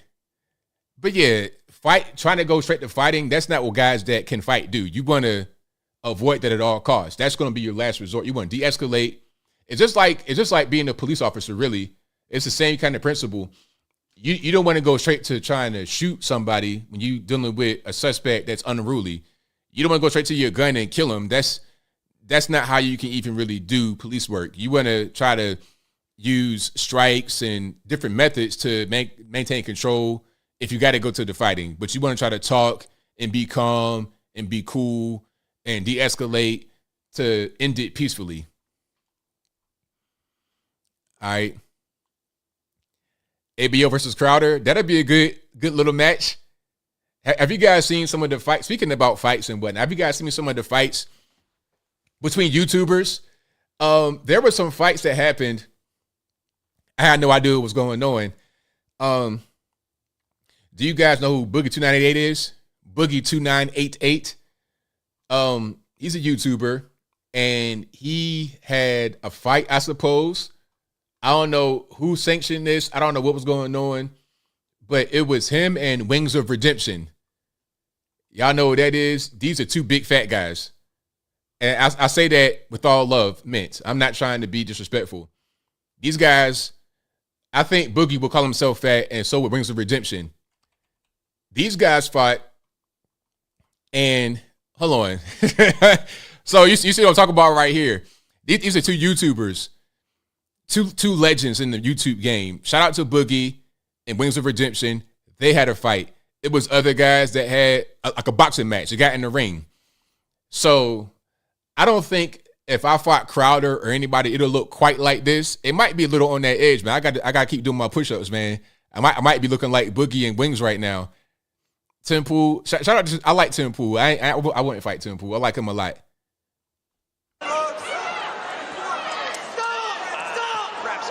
Boogie got stomped by Wings of Redemption. They got the same body type. That's crazy. How are you built the exact same way and be that big? Like, that's what are the odds of that? What kind of weight class is that? What kind of weight class is that? What in the world's going on? Hold on. Standing 8. There we go. That's the right call there. Absolutely. Boogie was not ready. But hey, shout out to him for getting in the ring though, because hey, not many guys would get in the ring, lace him up, and get punched in the face. So hey, I give him all the credit in the world for getting in there and doing that. And I think Boogie's like in his 40s. He's not a young man, if I'm not mistaken. So hey, shout out to him for getting in the ring and doing something like that. All right. Yeah, man. Big boys. Super heavyweight. Triple X heavyweight. Yeah, shout out to them. But hey, getting in that ring, boxing, if you don't like cardio, which I don't like, cardio is the devil. Again, if you don't like cardio, you're not going to like boxing. You're going to be out of breath immediately. Moving around, swinging, all that kind of stuff. You're going to be, your heart going to be like this. That's not going to be a very good experience for you. But if you like what you're hearing so far, please give the video a thumbs up. Oh no, kickboxing. You think Boogie can kickbox and Wings can kickbox? Man, please. Getting in the ring and lacing them up is good enough. That right there, I'm impressed by that alone. That is a big feat for a lot of guys. Most guys cannot get in the ring and do that because that's going to be a lot of physical exertion. Whether you are supersized like Boogie or you like a regular normie size. There was also some other guys that were fighting. I can't remember their names. Maybe you guys know. Boxing takes a lot out of you. That's right, Chet. A whole lot out of your system, a lot out of your body. There's going to be a whole lot going on with that. Hey, sumo wrestling is not an easy task. The sumo guys, these guys are real athletes. Like the actual sumo wrestlers, they're not just fat. They're actual real athletes, and they gain weight rapidly and lose it. It's crazy how they do it. I'm not sure if that's healthy, the way they gain and lose weight so quick. But yeah, these guys are real athletes. It ain't like just super fat guys wrestling. That's not really what's going on. All right. Yeah, Butterbean was an athlete. Butterbean was just, he had that kind of plump shape, but he was a real athlete. You try to fight Butterbean, like if a regular fat guy got in the ring with an Andy Ruiz or a Butterbean, they would get knocked out immediately. You put Boogie or Wings in there with Butterbean, they would get knocked out instantly. Because Butterbean was a real fighter. He just looked like he wasn't. Same thing with Andy Ruiz. These guys knock you clean out. Tyson Fury. Tyson Fury looks like a UPS truck driver. but would knock you out right away, instantly. 6'7", 200-something pounds, man, please. I would never. Man, look, if he wants to fight me, I'll be like, you know what? I'm cool, man. I like my brain. I don't like concussions. I like my teeth to be in my mouth. You know, see, they're all there. I don't want nothing to get knocked out. My nose, I like my nose. I ain't trying to have that to be broken. I'm good. I am good. That's what I'm talking about. Guys want to go start fights. You could be starting to fight with a guy that looks like he's small, but he could be like Floyd Mayweather. He's a little guy, but he will hit you one time. And you like all of this right here, all of that in the front of your mouth would be back here. One time he hits you and you be out. Even with the weight difference, that he could still hit you and you'll be finished. But I got more videos and whatnot we're going to get through. Let me go to my next thing. I kind of getting way off track. Let's talk about, I got Daniel Penny. I kind of want to get to some of these videos from the border, shall we? I want to get to the videos in the border. Hot take day on ABL. That's what I do. Jermaine Spaniard says, why you think they're so big and flexible yet solid enough to move like that and the style is not flabby fat? Exactly. These guys are real athletes talking about sumo wrestlers. But let me get to some more video here of the actual border invasion we got going on. We got Title 42 coming to an end. And even before Title 42 came to an end, there was still an issue with the border being wide open. So, I mean, that's a problem. Hold on. Let me see. We got Alejandro Mayorkas. We got quite a few videos here that I'm going to load up for you guys. And if you like what you're hearing so far, y'all know what to do. Please give the video a thumbs up. Like the video, share the video, all that good stuff. And let me see here. Give me just a moment to get them all loaded up. Yeah, the Owen Schroyer video. We got to get that one loaded up. Get that one cracking. Okie dokie. So here's a scene from El Paso, Texas. And El Paso is a great city. I've been there many years ago. I loved it when I went. I've been wanting to go back, but I'm not going back like this. El Paso was great. It was so chill, so relaxed. It's like you're in the West. You got cactus and the sand. It's like, I like it a lot out in El Paso. But you got this going on. I'm not going back no time soon. Corriendo, cargando a sus hijos, bolsas de ropa, maletas, van corriendo rumbo a la joroba del puente donde se encuentra ya el antimotines del CBP esperándolos. Familias, niños, algunos jóvenes. Families, kids, I heard that. Familias, niños. Acaban de ingresar de manera ilegal al puente Santa Fe de esta manera. Son cientos de migrantes los cuales desde hace aproximadamente una hora exigían ingresar a los Estados Unidos. Esto luego de que en redes sociales se anunciara que el día de hoy los dejarían ingresar a todos a la vecina ciudad de El Paso, Texas. Se quejaban de la aplicación que no funcionaba y tras varios minutos de estar en... An invasion? If it's not, I can't tell. If that's not an invasion, I can't tell. Disturbios con la Guardia Nacional en el puente, pues acaban de ingresar de manera pues masiva como lo están haciendo de esta manera. So yeah, shout out to El Paso, a great place. But now it's like, you know, when I was there, I was asking about Juarez because it's right across the border. You got El Paso on one side of the border, Juarez on the other side of the border, Mexico. It's right on the Mexico-U.S. border. And I was asking, like, hey, how is it so chill here but so dangerous in Juarez? They were like, well, I mean, they know not to come over here and start something crazy because this is like, it's chill. We got better security.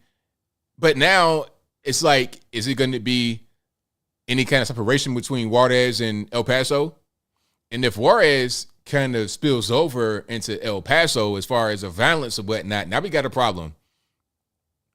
I heard all kind of stories about people getting put into acid vats in Juarez right across the border from El Paso. If that begins to spill over in El Paso, now we got an issue. And you know what? There's a wall right there in El Paso as well. a big double wall, right? I saw it with my own two eyes. And El Paso is basically Mexico. Are they racist for having the wall right there with a 90% Hispanic population? I think not, but whatever. Okay, so let's check this out. Here's something from Alejandro Mayorkas. Let's see what he has to say. The southern border is not just Mexicans, it is Haitians, it's Africans, as we've seen, particularly with that issue with the Haitians being whipped with the reins or the horses. But what is there? Well, let me just correct you right there, because actually the investigation concluded that the whipping did not occur. I'm sorry, I saw it differently. They were whipped with something from the horse. Did you hear that? Let's run it back one more time so you can hear that clearly. The southern border is not just Mexicans, it is Haitians, it's Africans, as we've seen, particularly with that issue with the Haitians being whipped with the reins or the horses. But what is there? Well, let me just correct you right there, because actually the investigation concluded that the whipping did not occur. I'm sorry, I saw it differently. They were whipped with something from the horse, reins from a horse. I maybe the video or the picture was fixed, but what I saw was totally different. I'm sorry. Yeah, I'm going to leave you as corrected. I mean, okay. She says that they were whipped. See, this is what I'm talking about. This is what the media does to people. This is what it does to people, because when the whole thing with the Haitians happened in the horse reins, they said they were getting whipped. They're trying to conjure up images of slavery, right? They literally had horse reins. That's all that it was. They are moving the horses and not whipping black people like it's slavery time again. They had an investigation. They concluded that there was no whipping, although they still got punished for that, which was dumb. And that, you kind of like shooting yourself in the foot. Okay, there was no whipping, so why did they get punished? Punished for what? If there was no whipping, then what did they do? I digress. She says, I saw it differently. I don't care about your investigation. I don't care about facts. I don't care about the reality of what's going on. I saw what I saw because the media put it out there. So she's going to believe it. Alejandro Mayorkas, the border guy, the Secretary of Defense or whatever he is. Nah, it didn't happen. I saw it differently. Whatever. Here's another one. Our borders are not open. People who cross our border unlawfully and without a legal basis to remain will be promptly processed and removed. An individual who is removed under Title VIII is subject to at least a 5-year ban on re-entry into the United States and can face criminal prosecution if they attempt to cross again. Our border. Is that right? Well, we just saw a video of them just busting right through. If the border is closed, I can't tell. It looked wide open to me. So here's something else. This is San Diego. And here is a video of what's happening down there. Any way you slice it, this is a humanitarian crisis. I mean, what's going on here is these people have paid the cartels or have smuggled themselves over, and they're actually now, believe it or not, on American soil. All of the people you've seen in there are actually now in America. And so they are now waiting to go to a processing center. So this is what it looks like, AOC, out here with your beautiful Biden. This is how Biden treats his people. These are on American. Can I pause for a minute? Now, I'm not quite sure at which border that what I'm about to say right now happened. But at one of these borders, they were ordering DoorDash to the wall. Oh, they're poor and hungry, ABL. Let them in. They're poor and hungry. They're starving. They're poor and hungry. I can't tell. I don't even get DoorDash. They're getting DoorDash sent to the wall. Literally. Like, I'm talking about, like, you see this right here? You see that wall right there? DoorDash. Ahora, aquí. Right here. Straight to the... Oh, they're so poor. They're paying the coyotes 5-10 bands a piece per trip, US dollars. They're getting DoorDash. They got cell phones. They got new shoes. They got good clothes, all that. But they're so poor and hungry. And they get benefits financially. Free plane ride, free bus ride, free this, free that, free everything. And they already got money. It's a humanitarian crisis. I can't tell. DoorDash, I can't tell. Whatever. They're camping. Land right here.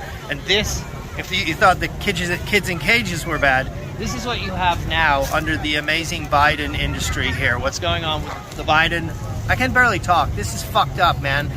Sorry for the cussing. It's not my fault. Blame the white man. Literally. This is what these people are technically on American soil now. So this is, you could call it a camp, right? But does anybody care? Does the left care? No, they don't care.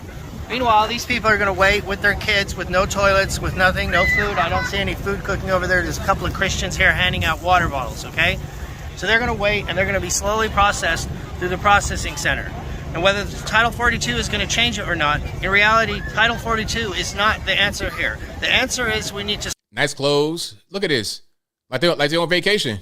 Stop telling everybody that... A purse, a hat, all of that. Like you were in the car, got dropped off, and you just chilling. There's an open invite. The reality... A purse, a handbag. What's that, Gucci, Louis Vuitton, Fendi? They're so hungry, ABL. Let them in. You're racist. You hate Mexicans. Whatever. Please stop. With all of this asylum used to mean you were being murdered in your country, not I'm broken, I want to come here. A lot of these people may have had somewhat decent lives. They seem to have okay clothing, but they've taken it upon themselves to come all this way because they believe they're going to get this carrot at the end of this struggle and this trek. And meanwhile, the people have got to go through the cartels. We've all heard about the kids being raped. Now they're sleeping on the side of the road in this freaking... What is that in his hand? What is that in his hand? I want to know what that is. Cage right here. And does AOC care? AOC, are you going to come down here? What are you going to do about this? This is your country now. You're running things. Is that how you fucking do things around here? You know, I'm sick of this shit. I'm sorry for this cussing. I mean, literally blame the white man, but you about to be done. The fucking humanity. All right. Too much cussing. You get the idea. Like you getting triggered now, sir. We don't got time for all that cussing. All right. What's a good name for my man right here with the dreads? The white man with dreads. Bob Farley, like Chris Farley. Bob Farley. There we go. Shout out to Bob Farley. All right. But anyway, if you like what you're hearing so far, please give the video a thumbs up. Like the video, share the video, do all of that good stuff. Yeah, they're from probably Argentina or something like that, LB, ain't it? They're not from Mexico. They're probably from Argentina, Montevideo or whatever it is down there. They're not, but we already know what's going on. We already know what's happening. Oh, here's one more video that I'm going to show before we get to the calls. We'll get to the calls in a minute. But this is Owen Schroyer from InfoWars. This is a pretty popular video right here. Ladies and gentlemen, this bus, they have dozens, if not hundreds of these buses all throughout El Paso, all throughout Texas, taking illegal immigrants everywhere.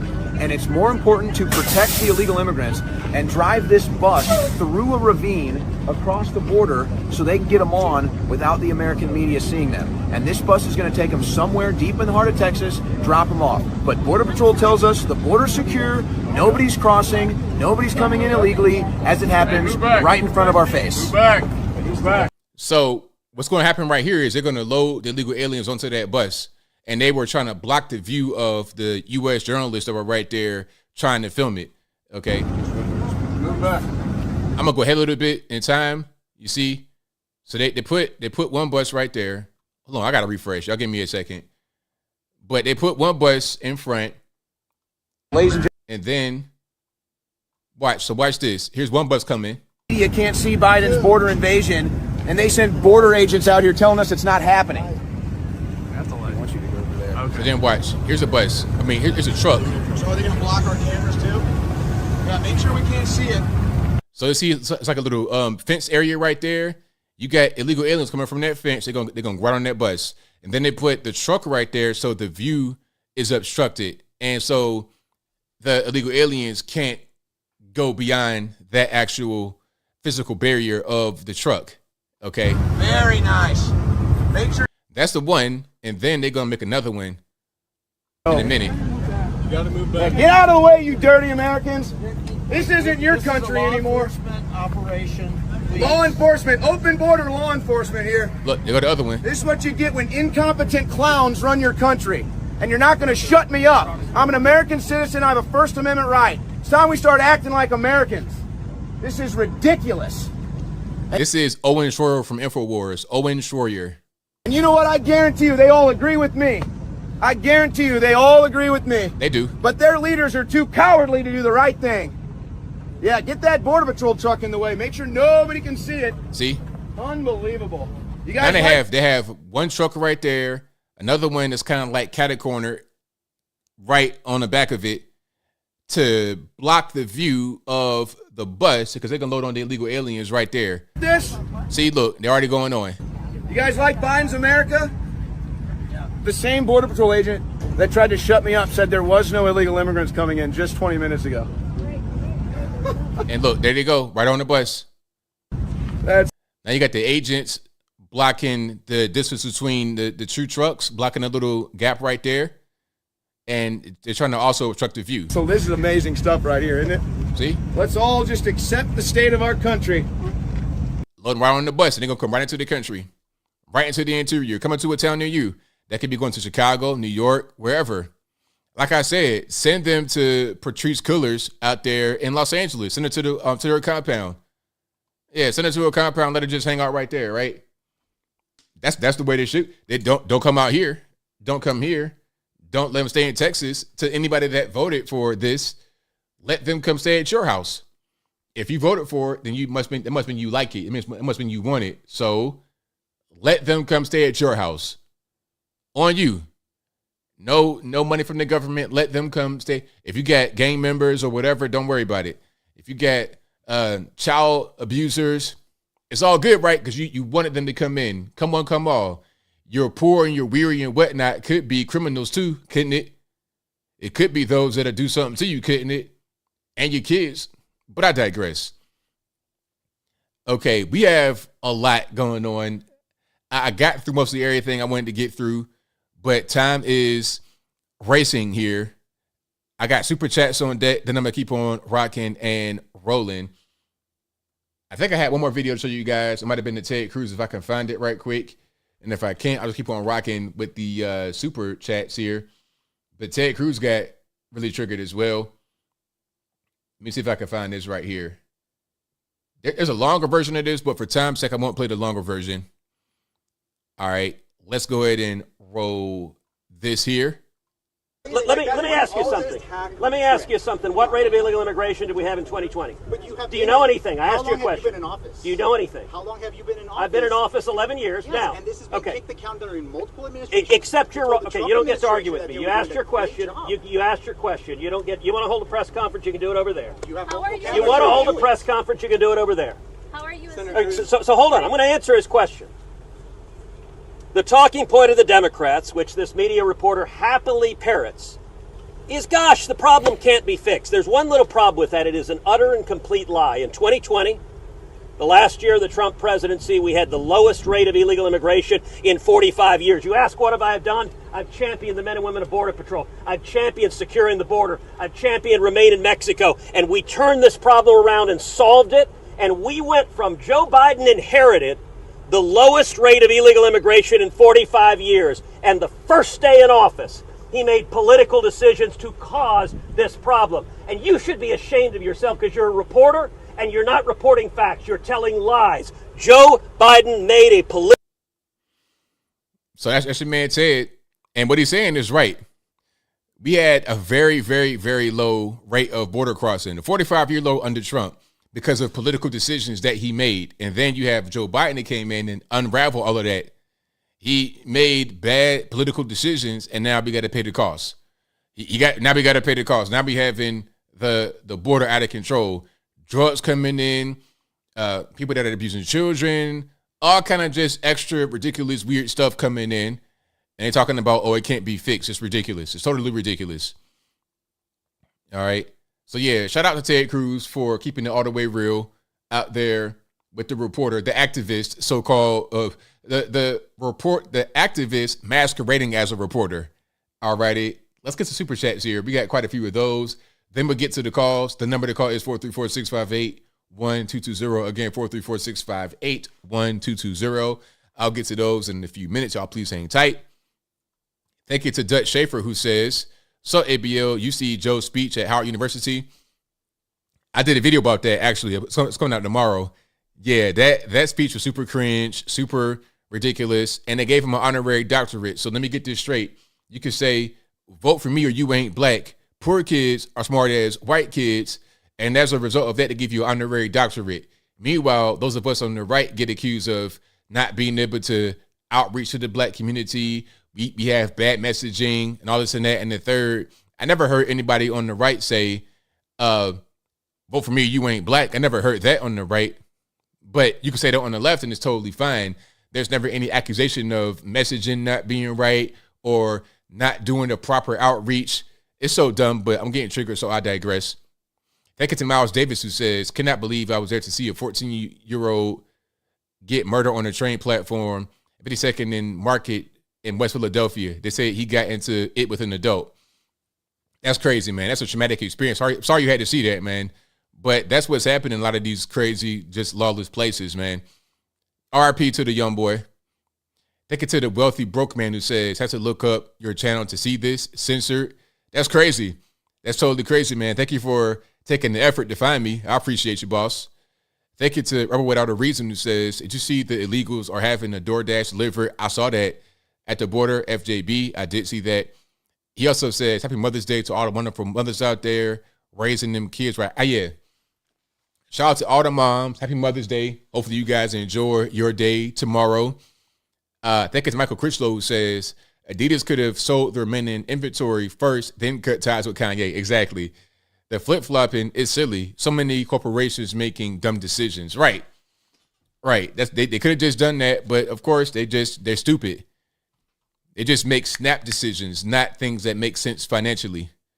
Thank you to Team Forward who says anyone waiting to vote for Biden is messed up. Thank you to I Love Pho who says I never thought I'd see intentional destruction of the USA. Hey, you and I both, but here we are. Thank you to F Ranger Xbox who said blacks are being replaced. No White Guilt says Dems are only happy with when they ruin the U.S. When their neighborhoods are imperiled, they cry victim. Appreciate you, ABL. Thank you for that, man. Appreciate you. Rebel Without a Reason says the persecution of Daniel Perry is being used as an example of what happens when you fight back. Same as Rittenhouse. Correct. Very, very good point. Correct. Thank you to Xantus Kingsword who says, gifted, or you give memberships. Appreciate you for that, boss. Thank you to Nick Corio who says, hello, my dear friend with a dear emoji. You're working on a girlfriend. Hey, you're getting way too personal. Thank you for the donation. I appreciate you. Thank you to Purpill. Already read that one. Thank you for Without a Reason who says, them boxers had the same body type as mashed potatoes. Hilarious. Thank you to Purple who says, sorry if I insulted you. Speaking up isn't for everyone. I respect her choice. What you would do makes sense. If I go to jail, I better get a shout out. I'll tell you, I'll give you a shout out in the penitentiary, sir.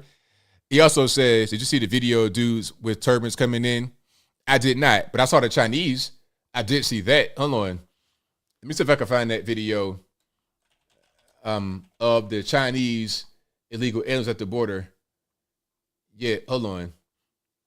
And I've said that before about the Chinese coming into the border. All right, I already saw that. I already said that. Oh, here it is, right here. Here it is. And I've said this before, and I'll say it again. You got the Chinese coming through. Matter of fact, this is Panama, actually, so they're trying to come through that way. How did they get to the U.S., ABL? They make a journey. They catch a flight to some South American country, and then they go through Panama and work their way up. And then they get to the southern border, and they come in illegally. Watch this. Oh. You go China. Look at all this. Hello, China? Yeah. Of course. These are all Chinese men. All military age Chinese males. No kids, no women, Hello. All males. Hello, China. There's probably one girl right there, and we know what's going on with her. I don't even got to get too graphic. We already know what's happening with that. Yes, China. America. Yeah. Okay. China. America. They speak English too, because China is not called China in China. It's called Zhongguo. They speak English. California, New York. Oh no English. No English. Yeah. Right. Yeah. Okay, whatever. they play that, but they speak English. You go to Shanghai, they speak straight English, and Shanghaiese and stuff like that. But they speak English too. Don't let them tell you something different. These people are not poor. To come to the U.S. from China is not a cheap thing to do. You understand what I'm saying? They already know what's going on. No English. Peace. China. Endless lines of these people. So when people talking about illegal immigration, oh, Mexicans, they're so poor, they want to come to the country. It's the whole world coming to the country illegally. The entire world. Everybody. I know that much Chinese. I know literally that much. I know like 5 words of every language. I know enough to recognize what language is being spoken. Kinda, a little bit. All right, yeah, they speak English. They sure do. They come here and be in the restaurant working you call them, be like, okay, I want shrimp fried rice. Okay, 10 minutes. They can speak English. Trust me. At least a little bit of English. Probably more than I can speak Chinese. Put it to you that way.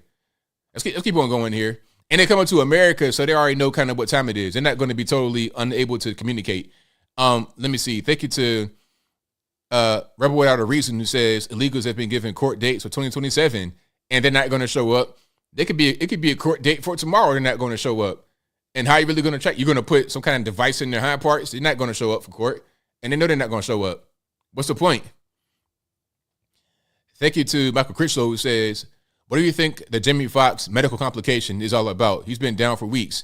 Probably had a stroke from the shot, I would think. And that's probably what happened.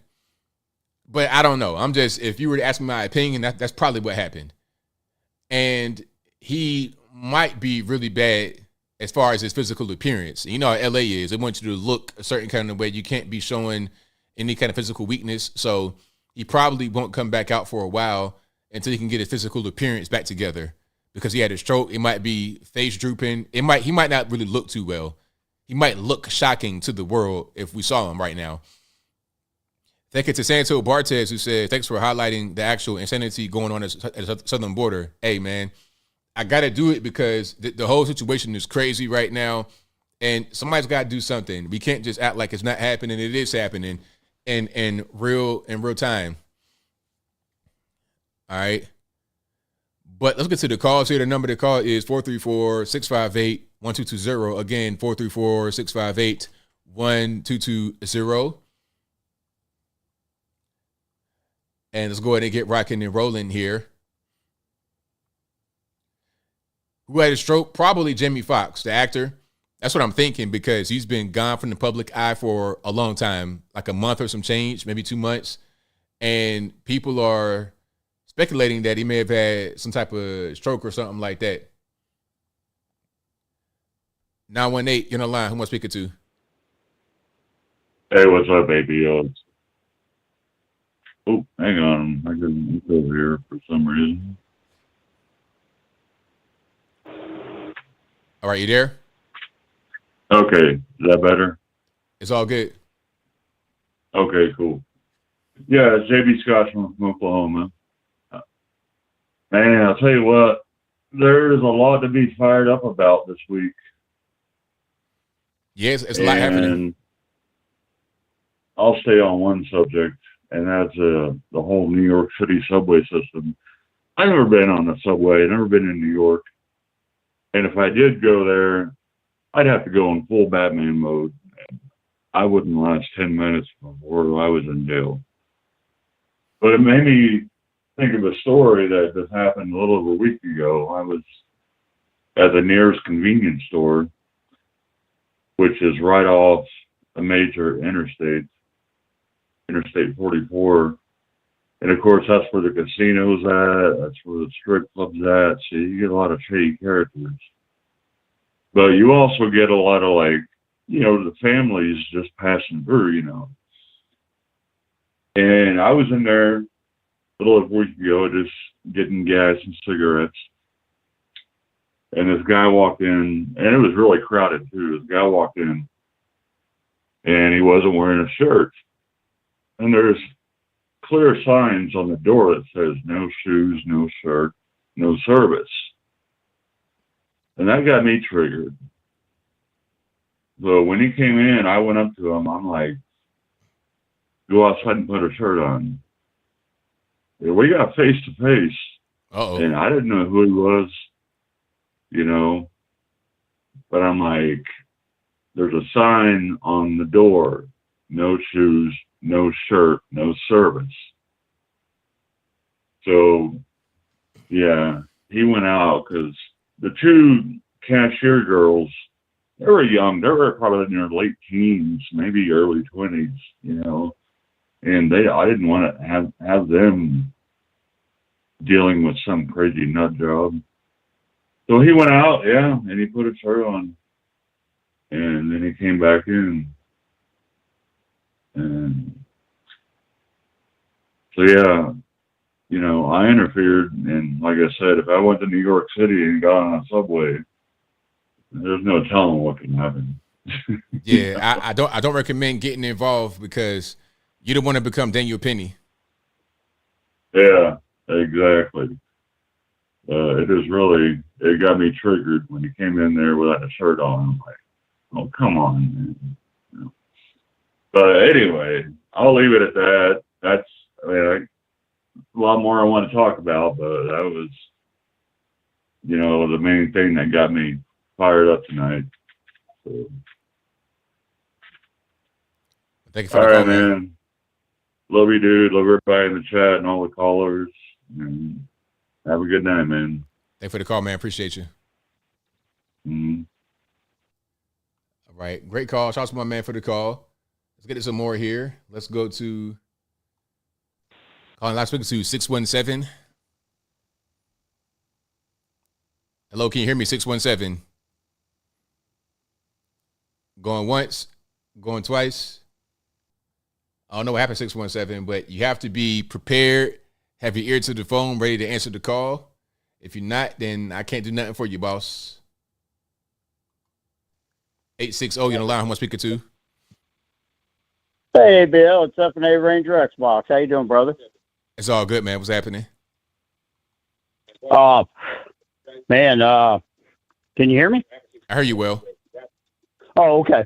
I found out something disturbing, and I'm not really sure if it's true, so I'm just going to throw it out to the callers to see if this is accurate information.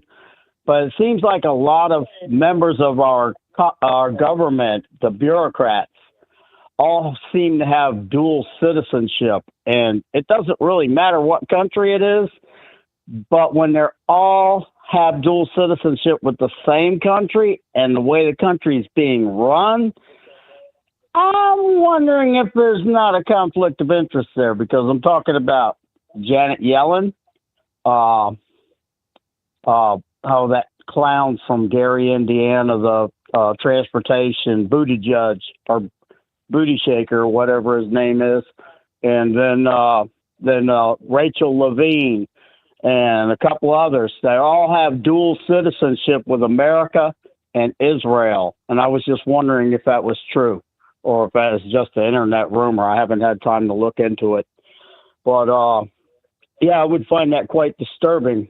And like you said, with shots and blood clots and all that, and the blood clots are synthetic, I'm thinking that since a lot of America is really overweight, that maybe the blood clots are forming in the, fat cells of the body, because every pound of fat's like 200 miles of blood vessels and capillaries. So then it got me to thinking, is that going to cause parts of the body to die and go necrotic and cause blood poisoning? What do you think? I have no clue, like, what would cause the clotting specifically, but there's obviously a correlation with the shot. I'm just going by what morticians say. I'm not a mortician. I take them at their word that they know what they're doing. Right, I'm with you. But great show, brother. God bless America. Let's try and get our country back. Oh, about the Marine. I know what I wanted to say about the Marine.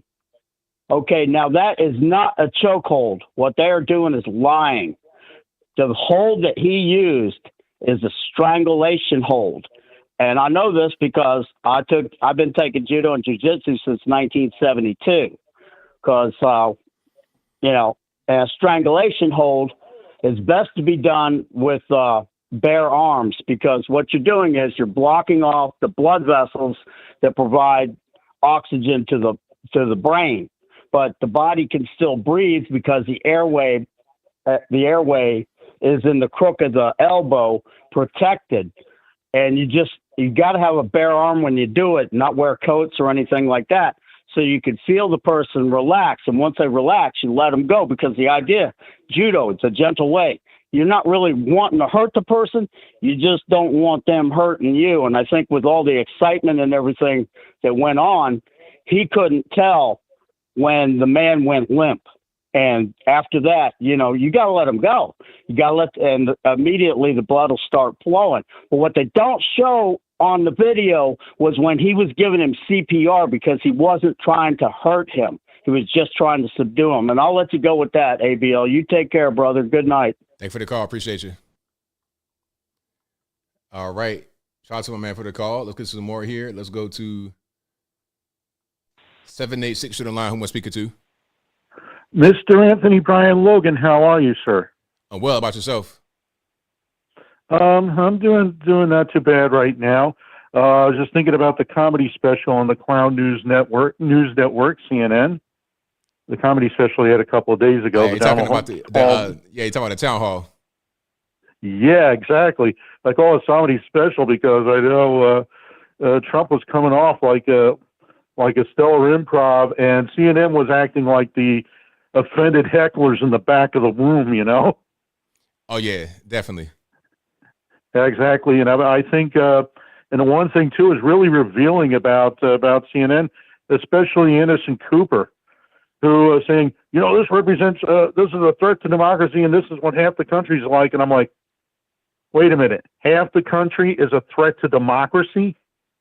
I mean, if half the country plus one more person vote a certain way, isn't that democracy? Exactly. But I guess, by definition. I guess the case with Anderson Cooper and apparently the party he's pulling for, CNN is pulling for, in the left, democracy means everything goes their way. And it doesn't matter if it's majority vote or anything. Especially when we see with the chaos at the border right now. But I think, though, however, the biggest winner of the night from the CNN town hall, actually, I think, was Byron Donalds. Especially, I had to applaud at where he brought up the fact. He said, "Look, town halls are meant to be for the voters, to hear a candidate or a group of candidates, listen to them, and decide how they're going to vote, to get the information they want, so they feel like they can make an informed choice to vote in an election." And he grilled CNN because of this, basically saying that the town hall is about the media, not the American people, not the American voter. Right on. Which I say he was the big winner that night, if anyone, with Byron Donalds. I call CNN the Clown News Network, and I think they've lived up to the name. And I'm like, you guys wonder why your ratings are so small, because basically the moderator, whether that Caitlin Collins and CNN, that people want to talk about the jobs, they want to talk about the border, they want to talk about economy, they want to talk about crime in their cities, and their education system going woke instead of teaching kids some genuine skills to help them in life, and all these things, and CNN says, "You stupid," basically, can you hear the message? "You stupid people, you're supposed to be talking about Trump's this rape allegation, which now he has to pay $5 million for, in a civil case, though he was acquitted of rape, and we got to worry about January 6th. We got to worry about Proud Boys, and all this other stuff, and basically that's what CNN sending the message. Their attitude is you people got it all wrong. We know it's right, and it's no wonder why people are not watching them.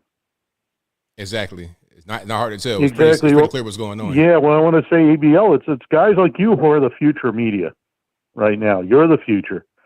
I'd say some other people we could throw in there, that maybe across different parts of the political spectrum, It's not just because they're on the internet. I mean, someone like Tim Pool, I'd say, is showing to be the future media. He reminds me a lot of the old-fashioned gumshoe journalist, who, back in the old stereotype, you'd be that reporter who's working at a desk late at night with a little desk lamp typing on a typewriter, maybe with a ashtray with a cigarette in it and a hot cup of coffee next to him and doing all that stuff, doing some real work, you do detailed analysis. And, these guys aren't doing it. The CNNs of the world, the MS-13 DNCs of the world et al. Are not doing that.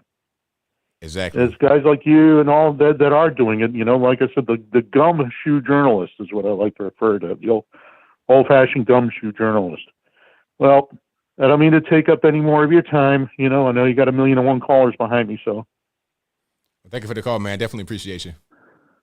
Oh, well, appreciate you. All right, now. Thank you. All right, great call. Shout out to the caller. Great call. All right, the number to call is 434-658-1220. 281, you're on the line. Who am I speaking to? 281, hello? Hey, ABL, I got a couple of things, buddy, I'd like to talk to you about. All righty. Doing all right tonight? Everything's good, man. Hey, buddy, let me tell you something. One, I greatly appreciate you covering our southern invasion that's being allowed by that criminal of a president, Joe Biden. And I had the discussion with one of my Latin friends, and she seemed to think that it's okay that these people need to come because they deserve a better opportunity. It's always that same talking point, that same line, not understanding the economics of the situation. It's horrible, absolutely horrible how uninformed some people are. Also, that conversation you were having earlier about the blood clots and the shot. Years ago, when they talked about how the mRNA was supposed to activate your cells and have them produce the spike protein so that your white blood cells can recognize the spike protein and attack them. And I asked my wife, I said, wait a minute, when is this thing supposed to turn off? How is it supposed to stop producing that protein? And then when all these blood clots started showing up, I said, wow, that's those cells, our cells, continuously producing the spike protein and not being turned off. And then I heard an interview by Dr. Stephanie Seneff, who's a very, very smart woman, say the exact same thing. When you get that shot and it turns your cells on to produce those spike proteins, it does not turn it off. The production keeps going. Also, lastly, about I got a mission for you, ABL. The Biden town hall, where he was in a bind clenching his fist, being interviewed by Anderson Cooper. See if you can find the numbers, the viewership numbers for CNN, and then put those against the viewership numbers Trump just had for CNN. Check that out for us. And have an awesome night and keep up the great work. Thank you for the call, man. Appreciate you. All right. Shout out to the caller. Great call. And you guys are fantastic. Let's keep on rocking here. Anonymous caller, who am I speaking to? Hey, what's going on? It's all good. What's happening? Hey, so how you analyze your information, man? Can I ask you how you analyze your information, please? What do you mean? What are you talking about? So you make a video or you reply to a video concerning about people as asylum seekers coming through in buses through to Chicago, New York. Is that correct? Well, they're going on buses to various parts of the country. Okay, so they put it on buses to every part of the country, and then you make a claim because most of these people are being misled. People that they're in Chicago, they're being misled. They don't know what's going on. You make a claim that these people are being sent because they voted for that. They voted for these people to go there to their states, to their cities. Is it correct? Well, they voted for Joe Biden, and Joe Biden said that in a debate that he's going to surge the border and they're going to come. He said, I played the video of him saying it with his own. Okay. Excuse me, sir. I'm not done with my answer. So he said that. So if you voted for Joe Biden, you're voting for his policies, and that's part of his policy. And then you have places that say, excuse me, sir, I'm not finished. Let me just finish. I'll give you the floor after I'm done. And then you have politicians locally that want to have sanctuary cities. That's all over the country as well. So if you vote locally for those who say they want sanctuary cities, and federally for those who say they want to have the border be wide open and the border to be surged, you got what you voted for. First of all, everything that you say is completely full of ignorance. Okay. Number one is, you're going to let me talk so you can learn something. I said, okay, go ahead. Okay. So number one is, this is a no Biden policies. These are policies that have been in our books since 1938. Asylum seekers, they have the right to seek asylum in based on the conditions in their country. We did this when Ronald Reagan was president. We allowed 2 million asylum seekers to come in during the war that the Somoza in Nicaragua, when Cuba with Fidel Castro. So now we got an issue in Venezuela with the dictator, no Chavez, the other guy, can't remember right now. And in Nicaragua with Somoza, and we have a destabilization in Haiti. And we have a situation with in Honduras. So we have laws to allow these people to come into the country. Now, doesn't mean that any single person supposed to stay in the country. They got to review their cases. If the cases meet the criteria, they can stay. They seek asylum. They granted the asylum. So this is a no Biden policy. Let's get the facts straight. Okay, so excuse me. Wait a minute. I mean, so under Trump, there was a 45-year low border crossing.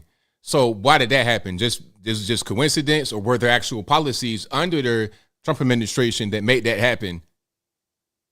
No. You wrong again. Wait a minute. Wait. So was there not a 45-year low in border crossings on Donald Trump's presidency? No, let me explain. Excuse me. No. It's a yes or no question. Was there? Yes, it's true. Okay. Yeah, it is true. And why? Tell me why. Because this is what happened. When Trump was president, he came president in 2017. It was a surge at the border of asylum seekers. I remember when he said, "Oh, the invasion is coming," and then you remember that time. So it was a lot of people coming in. 2017, 18, 19. In 2020, the COVID hit. There's a provision, Title 42, in our immigration laws that you could expel or stop any asylum seekers at the border or anywhere else because of infectious diseases, according to the CDC. So he was able to do that until that particular policy.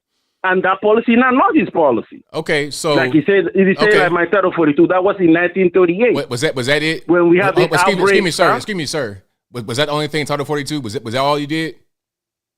That's all what he did. So how about excuse me?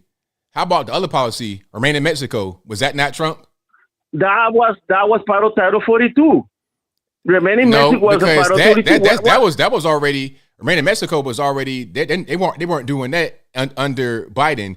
Title 42 just expired, but before Title 42 expired, they were not doing remain in Mexico anymore. So you can't say that was part of Title 42. Title 42, the President of the United States have the ability to execute policies that are already on the books, or they could do it as an executive order. And this executive order could be challenged by the court. Excuse me, sir. Extended because the court remain in Mexico. Excuse me, sir. Remain in Mexico. Was that done under the Biden administration or not? That was Title 42. I just No. You're not listening. You're not answering the question. Okay, go right now into your computer and type remaining on Mexico. No. You're not answering the question. Excuse Excuse me, sir. You're not answering the question. Was Remain in Mexico done under the Biden administration? Yes or no? Yes, no question. It was not done under the Biden administration. Excuse me. If it wasn't done and Title 42 just expired, how are you going to say that's Title 42? Obviously, it wasn't. Obviously, it's not the same thing. It's not joined together because you could do one and not the other. Look it up. But you already. Excuse me. No. You didn't already said it. You ain't no argument because you already said I'm right. So there's nothing to argue. Oh, you're right. Okay, you're right. So let's. I know you're wrong, but let's assume that you're right. All right. Okay. You're running your show, so I'm not going to argue with you. You said it. I didn't say it. You said it. So it's not me. I know that there's no such thing as remaining in Mexico policy. There's no such thing. There's no such. So first you said it's part of Title 42. Now you're saying it doesn't even exist. Okay. Never mind. No. You said that it's part of Title 42. Now you're saying it don't exist. I got you. What's next? Okay. If they try to cross the border, Anthony, if they are in Mexico and they don't allow you to come in, what happens? Where do you stay? You said what? If you coming from Mexico and then you try to come into the U.S. through the border to the port of entry, and then don't allow you to come into the port of entry, where do you stay? Well, I don't know. Now you come into the country.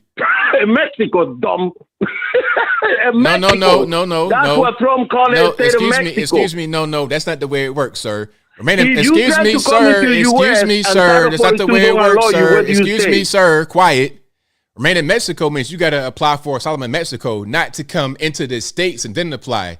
That's what that means, sir. That's what that means, sir. But Biden, I'm going to just mute you. Biden did not do that. It's very simple. Continue arguing with you. So let's move on. Ain't no argument to be had. I'm right and you're incorrect, and that's okay. So you're right. Just like Trump said. Okay, but look, you got you're taking up a lot of time, so let's get to your next thing and wrap it up. Okay, so to go. Okay, so you said that these people voted for this policy. First of all, that's not their policy. They don't voted for that. People in Chicago don't voted for that, or in New York. Yes, that's just not true. Because excuse me, if politicians run on that policy and they vote for that politician, they're voting for the policies. What else are they voting for? If they go out on the campaign trail and say, okay, I'm gonna do A, B, C, D, and E. You're voting for A, B, C, D, and E. That's what you want. If you don't want anything, if you don't want those things, you're not going to vote for those things by voting for that person. If a person says, hey, you know what? I'm going to legalize all drugs. That's my campaign policy. Then say, okay, I'm gonna vote for that guy, and then legalizes all drugs. I voted for all drugs to be legalized because he said he was going to do it. Not true. So what policy was in the Biden administration to send people on buses to these cities? Keeping the border wide open, because if the border's wide open, where they got to go somewhere. No, but who putting those people on those buses to come to those cities? The Border Patrol. Federal agency. If it's not them, I got video. I got video. Excuse me. I got video of it. I see the Border Patrol. I have video of them. It's not a conspiracy. I have actual footage. I'm gonna ask you. I'm gonna tell you. And let me help you out. It seems like you being like get to the point. We don't got all night, so just get who's putting them on the buses? Greg Abbott, the president. Excuse me, sir. What agency is putting them on the buses? The DSS. What agency? Is that state or federal? Under the rule of Greg Abbott to send them to these places. Now why? Excuse me.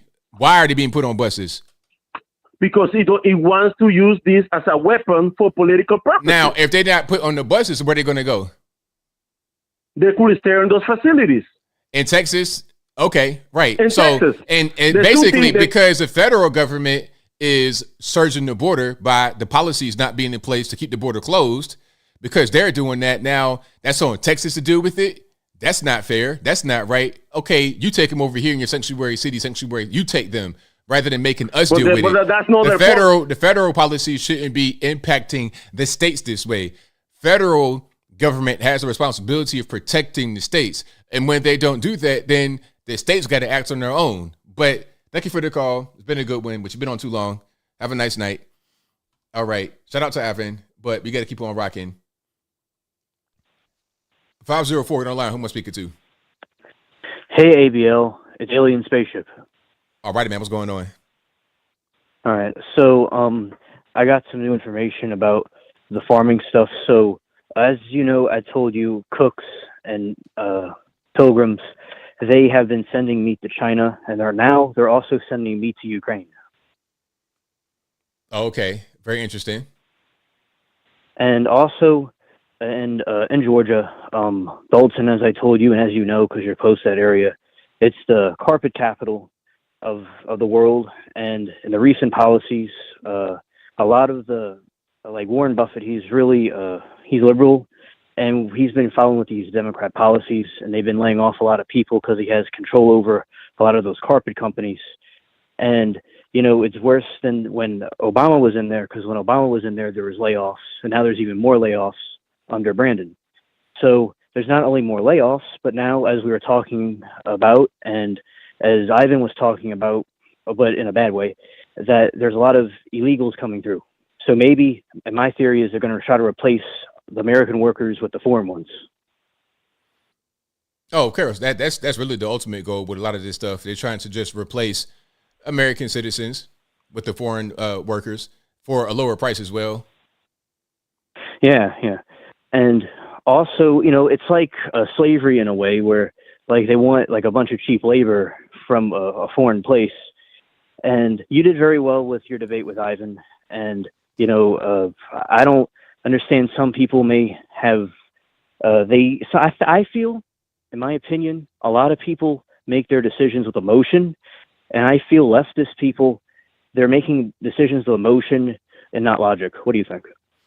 Yeah, definitely a lot of emotion, not too much logic. When you try to approach them with logic, they don't really want to have that. That's not really what they're interested in at all. Right. And also, I think it's terrible what's going on in the northern states. It seems to me, you can correct me if you feel that that's not true. I feel the northern states, like New York and Chicago. Now, New Orleans is kind of bad, and other places in the South are kind of bad, but I feel the North, it seems even worse. As far as what, like the crime and whatnot? The crime and stuff, like with all these people that are like doing stuff up there, like on the subways and whatnot. Like down here, it's not that bad, thankfully, but maybe it'll get worse, but I hope it doesn't. But yeah, I know it's a tedious situation because people don't want to go to jail and stuff, but I mean, I do think that, when evil rises, when good men do nothing. Yeah, absolutely. Right. And I'm glad that I'm not in New York with those subways and stuff. Now, I wonder why they're just, now I know it's happening in other places, but I wonder what it is about the subways, why these people are there on the subways. What you mean, as far as like the homeless people? Yeah. Well, a lot of times it's just kind of where they live. Like it's like shelter, and then they can just kind of ride around in the train. And then they can kind of beg for money. That's kind of just what they do. It's kind of like their little domain, especially in New York, where you have it might be raining, it might be cold, it might be a little bit warmer in the subway system. Right. On the spaceship, there's none of those people will be allowed on the spaceship. Yeah, right on. And right, and also, yeah, I mean, I feel that the what's going on at the border, it reminds me of the 300 movie, the Spartan movie, when the Persia was invading Greece, and it's like an army of people. And I know from watching the different streams that have to do with watching crime and stuff that a lot of the people are from China, and a lot of the people are from foreign countries and South America. And yeah, it just looks like they're raiding the border, and they go to different cities all over the United States. Oh yeah, they're all over the place. They set up shop, and that's just kind of what they do. Yeah, and I agree with Trump when he was saying in an interview recently how these leftists truly hate our country. I really feel that way because they're invoking these policies that are causing so many deaths and destruction to Americans. I don't know why they hate our country, or they've been bought out or something, but I feel they really do dislike the country. But that's what it seems like, or maybe they want to see the country kind of like change into what they want it to be. It's a really weird thing. Right, like a feudalist system where they're like on top, ruling everybody. Yeah, like kind of that's kind of what they are thinking. They're thinking that when the country's changed. They're going to be the ones ruling, and everybody will be beneath them. But really, they'll be the 1st ones lined up and shot. That's usually how it goes. Right. Useful idiots. Yep. That's all I have to say for this call. Thank you for taking my call. Thank you for the call, man. Appreciate you. Goodbye. All right. Great call from my man. Shout out to him. And the number to call, 434-658-1220. 773 on the line. Who am I speaking to? ABL, it's your retired Chicago police officer friend. ABL, in that video that you showed with those people at the school protesting. So the high school that they want to put those immigrants in, that's an old high school. Across the street, they built the new high school. The city of Chicago, through the Chicago Public Schools, still own that high school, and they hold on to it, and they repurpose it. And what they, for a couple of years, it was a police facility. We used to have our in-service training there. The police, we sometimes have to go in as a tour of duty and learn the new laws and new policies and things like that as a continuing in-service education.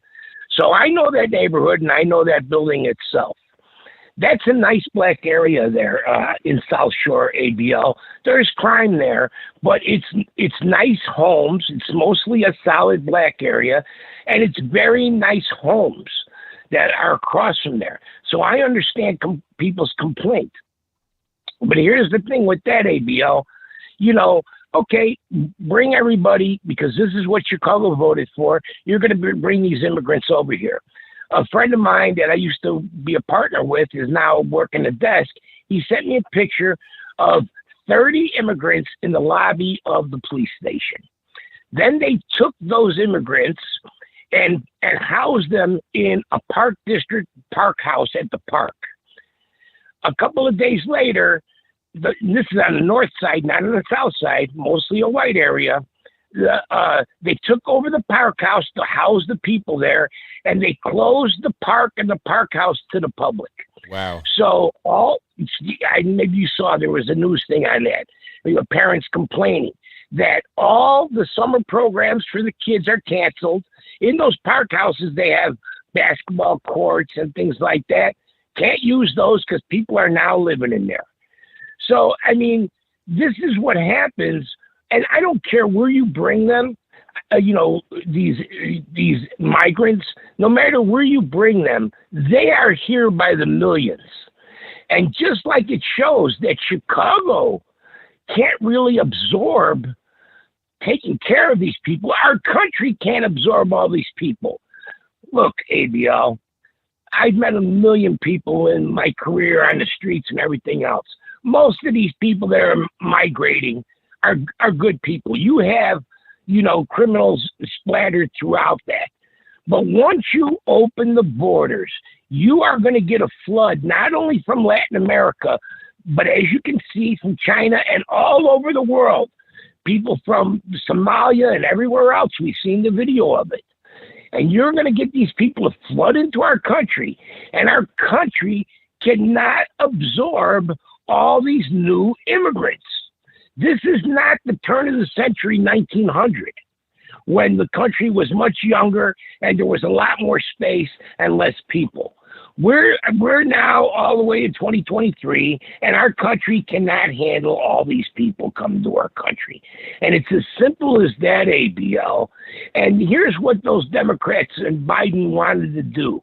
They wanted those people here because they want to be able to change the laws to let them vote. They want to maintain their power. And their policies prove that they're disastrous.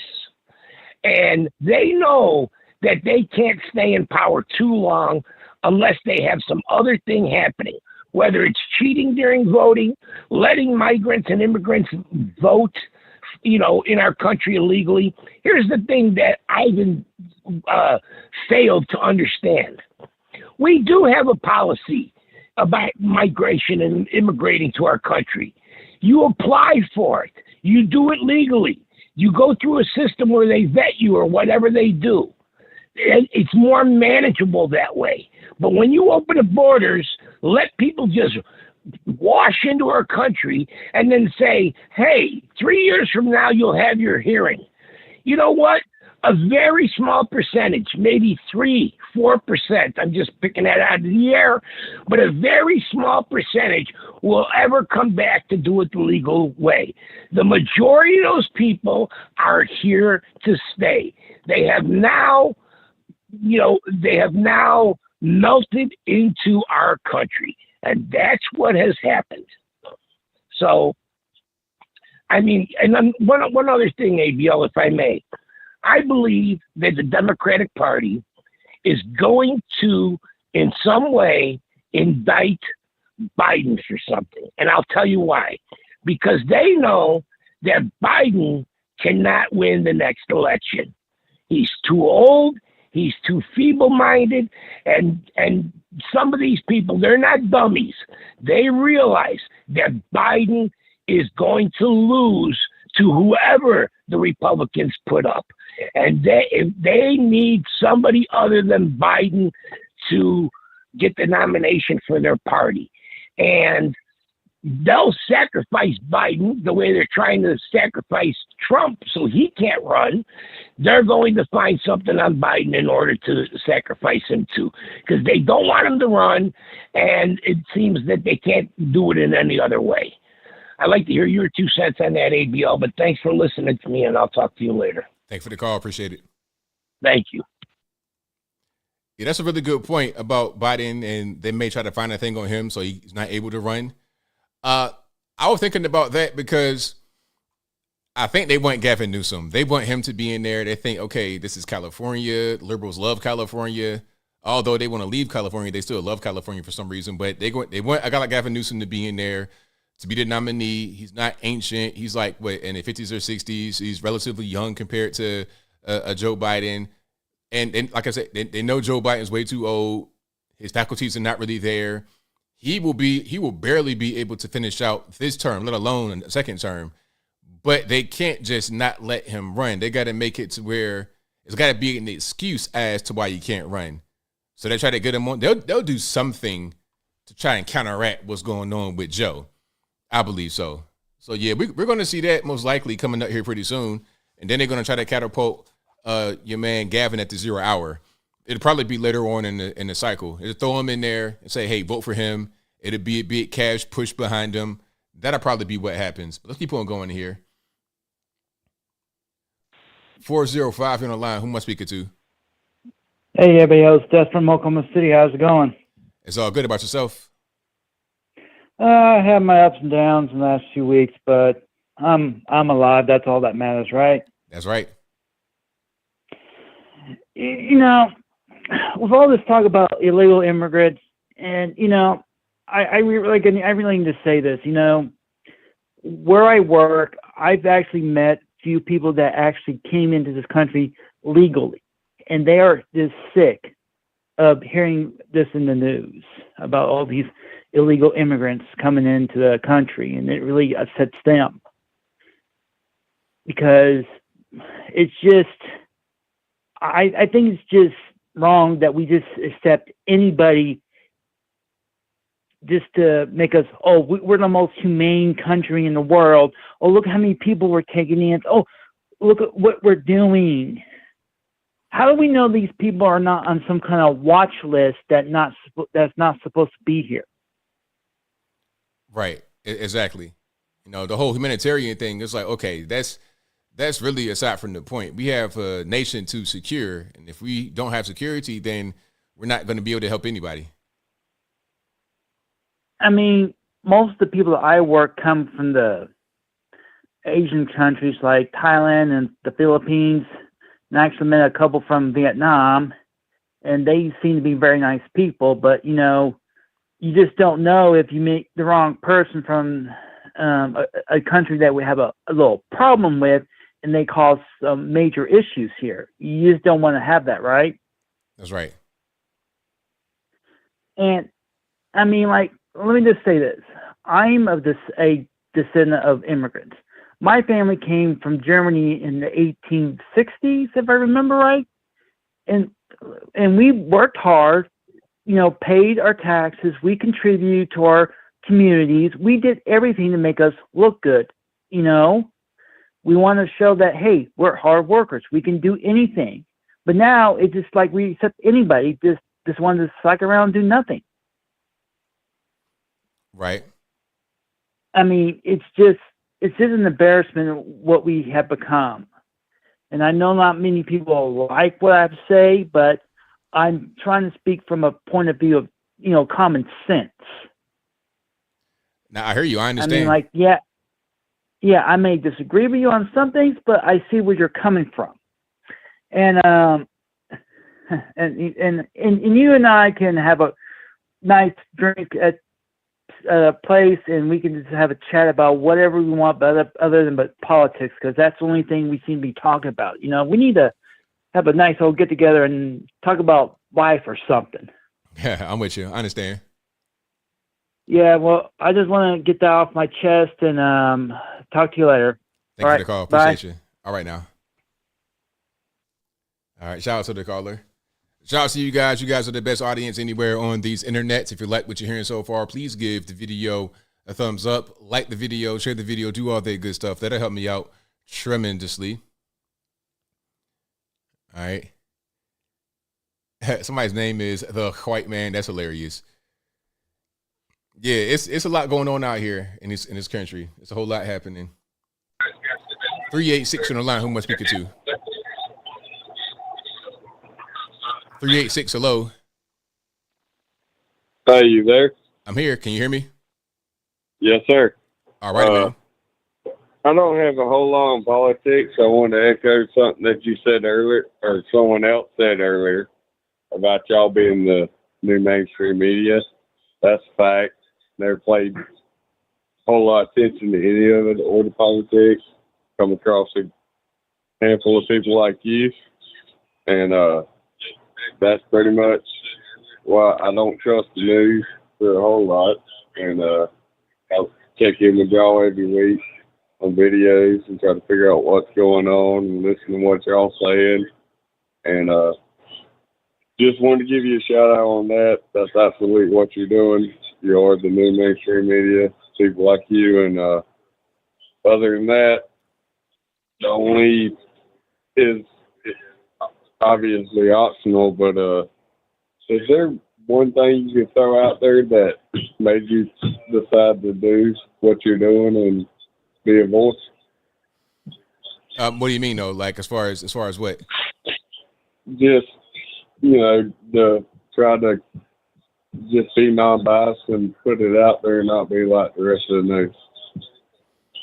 Well, I mean, just stay true to yourself, really. That's all you really can do. Because a lot of the news, if you're watching television, a lot of the news, they got people they have to answer to. You got advertisers, you got shareholders, you got your bosses, and they want to put a certain narrative out there that the company as a whole represents. But if you're just an individual person, an independent person, you could say what you think about certain things. You could present facts and then give your opinion about it. And your opinion is exclusively yours. And it's not controlled by anybody else. So just stay true to yourself. That's probably the best way to go about it. Yes, sir. And that's why I say, just like music or anything, I listen to only people that unsigned on YouTube, this and that. Same thing with what you're doing. And because I just trust it a lot more. And I just wanted to throw a shout out to you. You're really good. And the guy said earlier, you're the new mainstream news, you and people like you. And I do think a lot of people are flipping over to that. And anyway, keep doing what you're doing, and it is affecting people. And I didn't even care about politics till a few years ago. And I started watching people like that. And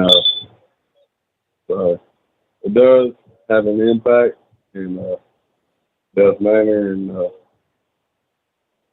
I know a lot more now than I did a few years ago. So, well, I'm glad to hear it, man. Sounds good to me. Thank you for what you're doing, and other people like you. So. Thanks for the call, man. Appreciate you. No problem. All right, shout out to the caller. Yeah, like to inform. That's what I'm here for, just to inform and let everybody know what's going on. 203 on the line. Who am I speaking to? Hey, Bill. Yes, sir. What's Hey, hi. happening? Hey, thanks for taking the call. No problem. Hey, I was just thinking, does it ever occur to you that if you really didn't have the interest of the black folks in this country, and you had a lot of time, you can play the long game, and you had the resources, you would do the things that the Democrats do, which is, first of all, you would say you're for the black folks, you support them, you go to the Harvard University commencement to give a speech, but then you would also position the abortion clinics real close to the inner cities just to, reduce the black population. You would allow unlimited illegal immigration from Venezuela. First of all, it dilutes the votes of black folks in places like LA, right? Because the fewer of the what they call the votes that go on the margin votes that make a difference. So if you dilute the voting power of the black folks, you diminish their power. So that's one way that you keep them down. And the other thing is that you also push down wages, because these illegals, they don't go to the rich folks, suburban towns. They go to Chicago, LA, Brooklyn, New York City, and all these places that, compete directly with inner city folks. You will allow inner cities to decay so that the education standards go down, you allow crime to skyrocket, you reduce police funding, so there's more crime, more black and black. I just think that if you're diabolical, you can play the long game, you're really evil and you really hate the black people in this country, you really don't want them to flourish, you want them not to thrive.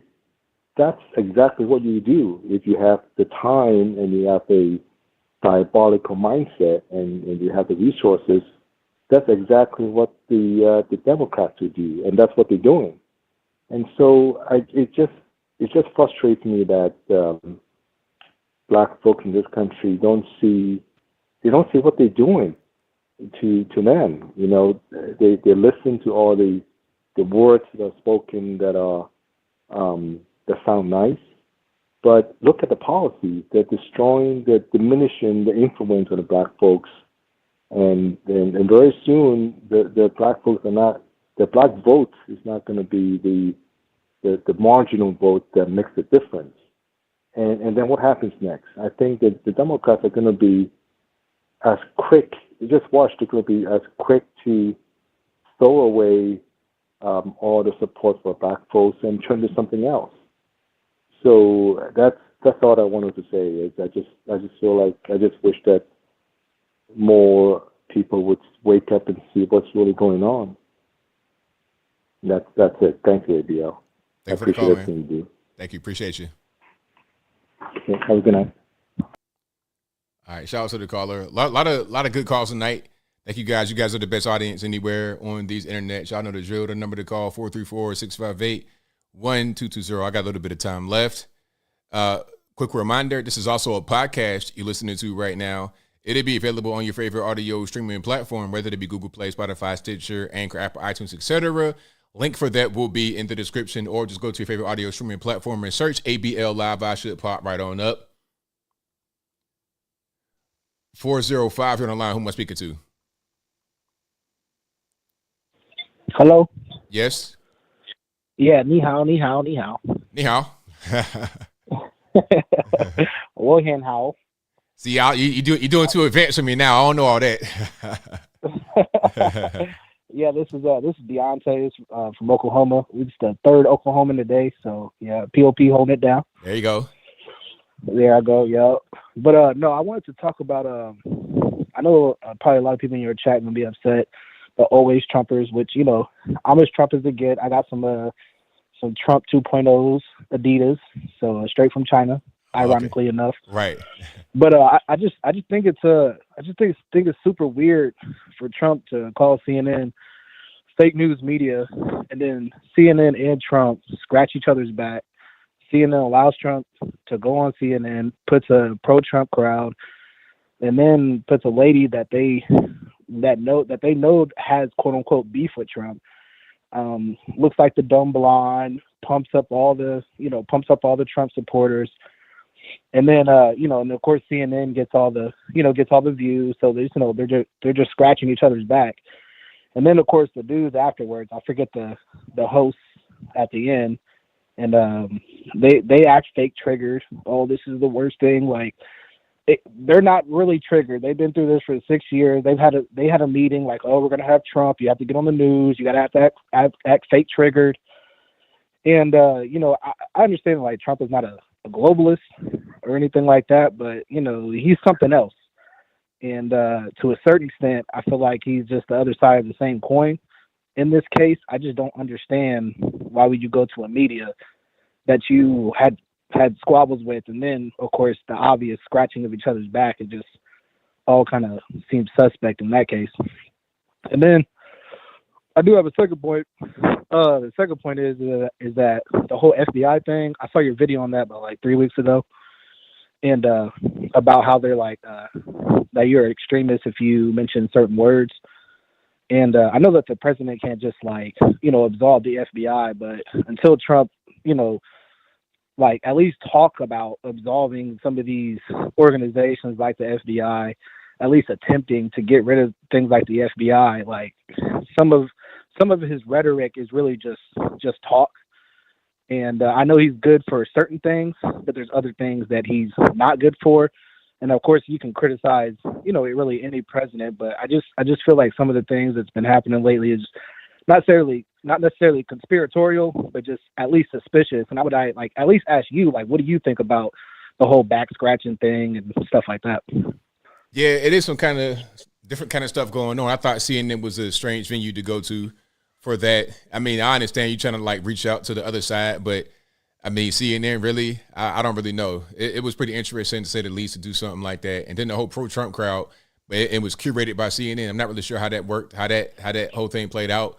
But I do understand why you would do it, because you want to not just be beholden to one network. You want to kind of be everywhere. If you want to try to be the president, you got to reach out to those who are just, center or even some leftists to see if they are interested in hearing what you got to say. So I do understand that. You could talk negatively about a network, but still want to get a thing from them. Yeah, well, I mean, it's a good point. But he has an easy time of like not going on other places like Twitter and make sure like, oh, I'm on Truth Social, the best social media, yada yada yada, and then like, of course, I'm sure he has a whole bunch of different, contractual obligations to not go on Twitter or whatever the case may be. But he makes it a point to like separate himself from Twitter, but he doesn't make it a point to separate himself from CNN, which, you got Jim Acosta, the lady that interviewed him. You know what I mean? It's like a whole setup, and he was part of the setup. And that's not conspiratorial. That's just like speaking facts. Like, why would you be part of a setup? Just to one, pump up your base, and two, give CNN views. But that's really all I gotta really say about that. And I appreciate you taking my call. Thank you for the call, man. Appreciate you. Yep.